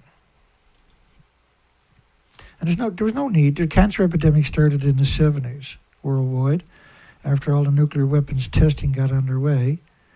That we've seen the die-off of all the species correlate with the nuclear weapons testing, right? And then the dumping during that period is unconscionable. The Manhattan era, the releases, the legal dumping, because there was no laws back then, we didn't understand it, we didn't know, and the industry did. You just dumped it into your estuaries, your lakes, your rivers, your streams, at a rate that is mortifying. But don't worry, because everything I'm telling you doesn't matter, because the official story is the treated water never got released until August 24, 2023, and Dana's full of shit. Irreversible heart damage for children with 50 atoms a kilogram. It's not just cesium, because they want you, they're desperate, and they've been doing this for 80 years. That's the routine, is only talk about cesium, only acknowledge cesium.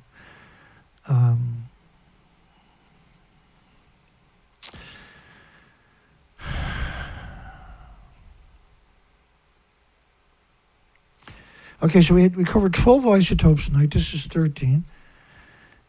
Astounding levels of radiation measured in the United States, 500,000 times normal levels. We've never seen anything like it. Amazing to see it 7,000 kilometers away.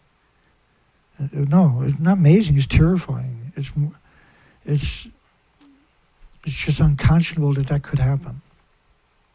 So why did Japan build their reactors on the tectonic plates with a 3,000-year legacy? But don't worry, because everything I'm telling you is full of shit. Only listen to the big media.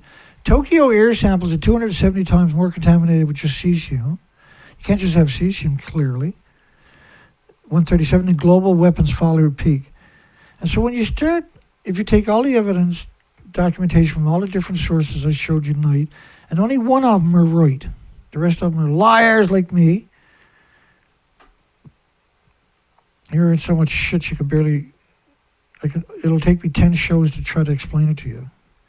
If I'm right about 50% of the stuff I showed you tonight, there should be tribunals to prosecute these people. They should be on death row for what they've done to us. radioactive dust in Tokyo after the fog. So when the fog liberates this much radiation per kilogram of cesium, for some reason we're only acknowledging cesium as if that's magically done. All of this is insanity. The data was withheld from the feds for national security purposes because the nuclear industry is very powerful, so they didn't want to tell you what happened. Another study, this is number 13 isotope, this is pretty appropriate. 1,500 atoms of radioactive sulfur per cubic meter of air was detected in the California air. In their air. No, Dana, it was in the air. Sheesh. Thick in the head sometimes, that guy. This is the sulfur peroxide hydrogen buckyball. And they were spraying salt water in the reactor because 1,200 kilometers of the coastline was washed away. They had no infrastructure, no telephone poles, no power. They had no access to fresh water, and everything was in tatters like a wood chipper, right? So there was no way to get the manpower there. There was thousands and thousands of people needed to be rescued, tens of thousands, hundreds of thousands in shelters. And these things will melt down after 24 hours, per se, right? The sulfur, as they known during the nuclear testing in the ocean, is liberated from salt water during high temperatures. And it creates these spherical balls, think of a soccer ball type shape, that can ingest uranium, plutonium, americium, neptunium, strontium, and everything else. And they become super hot particles, and they're very mobile. And they're super hot, which means for any species, any birds, any trees, any plants, any fruit, any insects, you're in trouble beyond. And you can't, you can incinerate this stuff, but you're just going to liberate it back into the environment. And it lives forever, and it attacks everything with replicating cells forever. And we've been releasing it into the environment for 80 years. We have 1,000 fuel pools hemorrhaging this stuff here. But don't worry about anything I told you tonight. I'm going to take a single fucking thing since I said tonight. Worry about the fact that the government official story is that never happened. Dana's full of shit. Doomsday-like radiation release, it'd be a global catastrophe. Really, if a single building, that one over there, breaks down, it's a global catastrophe. There was 4 of them melted down. They didn't break down, they melted down.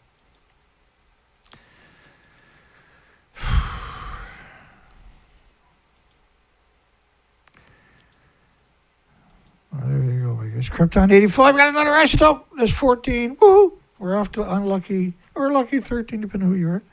That's 14 isotopes I showed you tonight. And if you found it there, and you've seen the numbers for Canada, United States, they found it there too in the same quantified numbers. And they found plutonium everywhere, and you will too. Canada, United States was bombarded with plutonium and americium. And americium-238 decays plutonium 2.5 days. And I showed you those models. We got 2 more, might as well do it. The radiation doses in the Northeast and the Great Lakes are equal to the West Coast after Fukushima. And I show you the models to quantify those assertions, documentation. I'm not the bad guy. I'm not a bad guy for doing what I'm doing. I'm just talking to the nuclear industry. You don't like me, I don't like you. But I got the high ground here. You're a piece of shit, I'm not. Don't forget that. See you next time. See you next time. See you next show. We got one more show this week. Is it tomorrow night?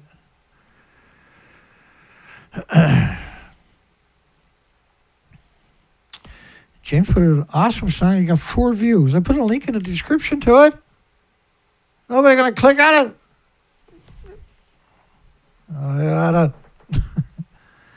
He works hard on each one of those songs on top of that. And he has a lot,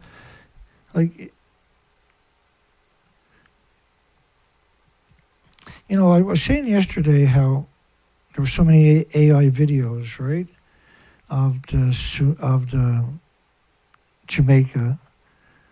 The 185 mile per hour wind. We have no gusts. Really, does anybody really expect us not to think that gusts don't apply because the media didn't tell us?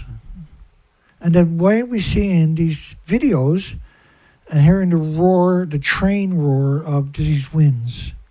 When 3 million people, anybody, and most of them got a phone, would have been recording that. I guarantee it. I guarantee it. It's being suppressed, right? They're releasing what they want to release. Why would you rebuild when 185 mile per hour winds came through your community, your country? Why would you rebuild in that environment? And what would you rebuild it as if you would? Surely you wouldn't build the same kind of house again. I hope. Maybe you would. Yeah, James put out another. Last night I played a wicked song. Tonight was another wicked one. You really got to listen to headphones when it comes to music, I find. Maybe I'm a weirdo. In fact, I know I'm a weirdo. Just ask the nuclear industry. Anybody who tells the truth is a weirdo. I showed you enough studies tonight. Hopefully, I erase any doubt whatsoever that there's significant harm from anthropogenic man-made radiation, including supercell storms. Holy shit, did I really do all that tonight? That's disgusting. That's so much work. All right, here we go. We got one more song coming your way, the closing song. I just got to delete everything I've done tonight, down the black hole with all of that. Tomorrow's another day. And the nuclear industry never goes away. It's here to haunt us. This is a whale from a week ago. No, honest, it's a whale. No, seriously, that's a whale. It's a bridge whale. These are emaciated killer whales that eat 240 species. This was research expeditions I'd taken. The species to your left are exterminated. I'm not going to get to that tonight. I'll try to remember to show you some more tomorrow night. But the species to your left are exterminated. 6 years. 6 years of doing research expeditions. I get to say that. Right? I went and done it for 6 years, 4 to 5 months a year. And I can tell you something. It wasn't any fun. And so I'm going to play Nuclear Exceptionalism. You'll find it at James Lucid's site. Exceptionalism, EXCEPTIONLISM, I think it is.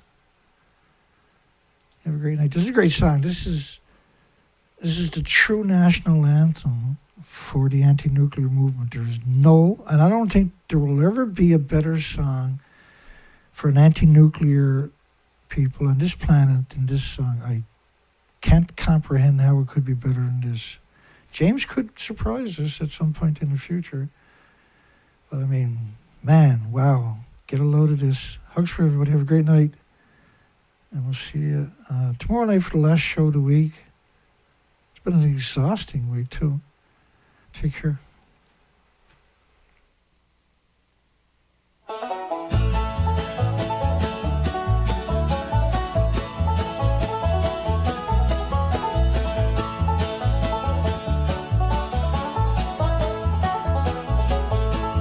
They said it was clean, too cheap to meter.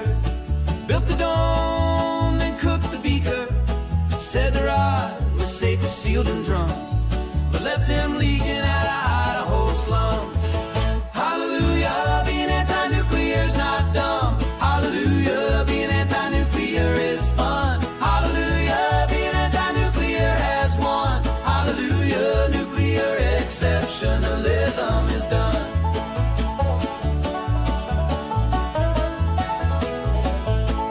They chase the sun, all fusion proud. Ignore the barrels stacked in clouds. Promise stars in every socket, while curium settled in the market. Hallelujah, being anti-nuclear's not dumb. Hallelujah, being anti-nuclear is fun. Hallelujah, being anti-nuclear has won. Hallelujah, nuclear exceptionalism is done.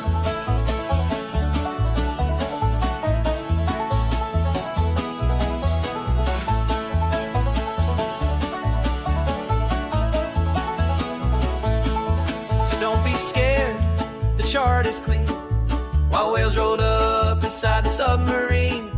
Blame the algae, blame the rain, but never trace the gamma chain. Hallelujah, being anti-nuclear's not dumb. Hallelujah, being anti-nuclear is fun. Hallelujah, being anti-nuclear has won. Hallelujah, nuclear exceptionalism is done. Now the rods are rusting, the record spins. Mama warned them, too many sins. Keep your son, keep your lab coat pride, till you fix the waste you tried.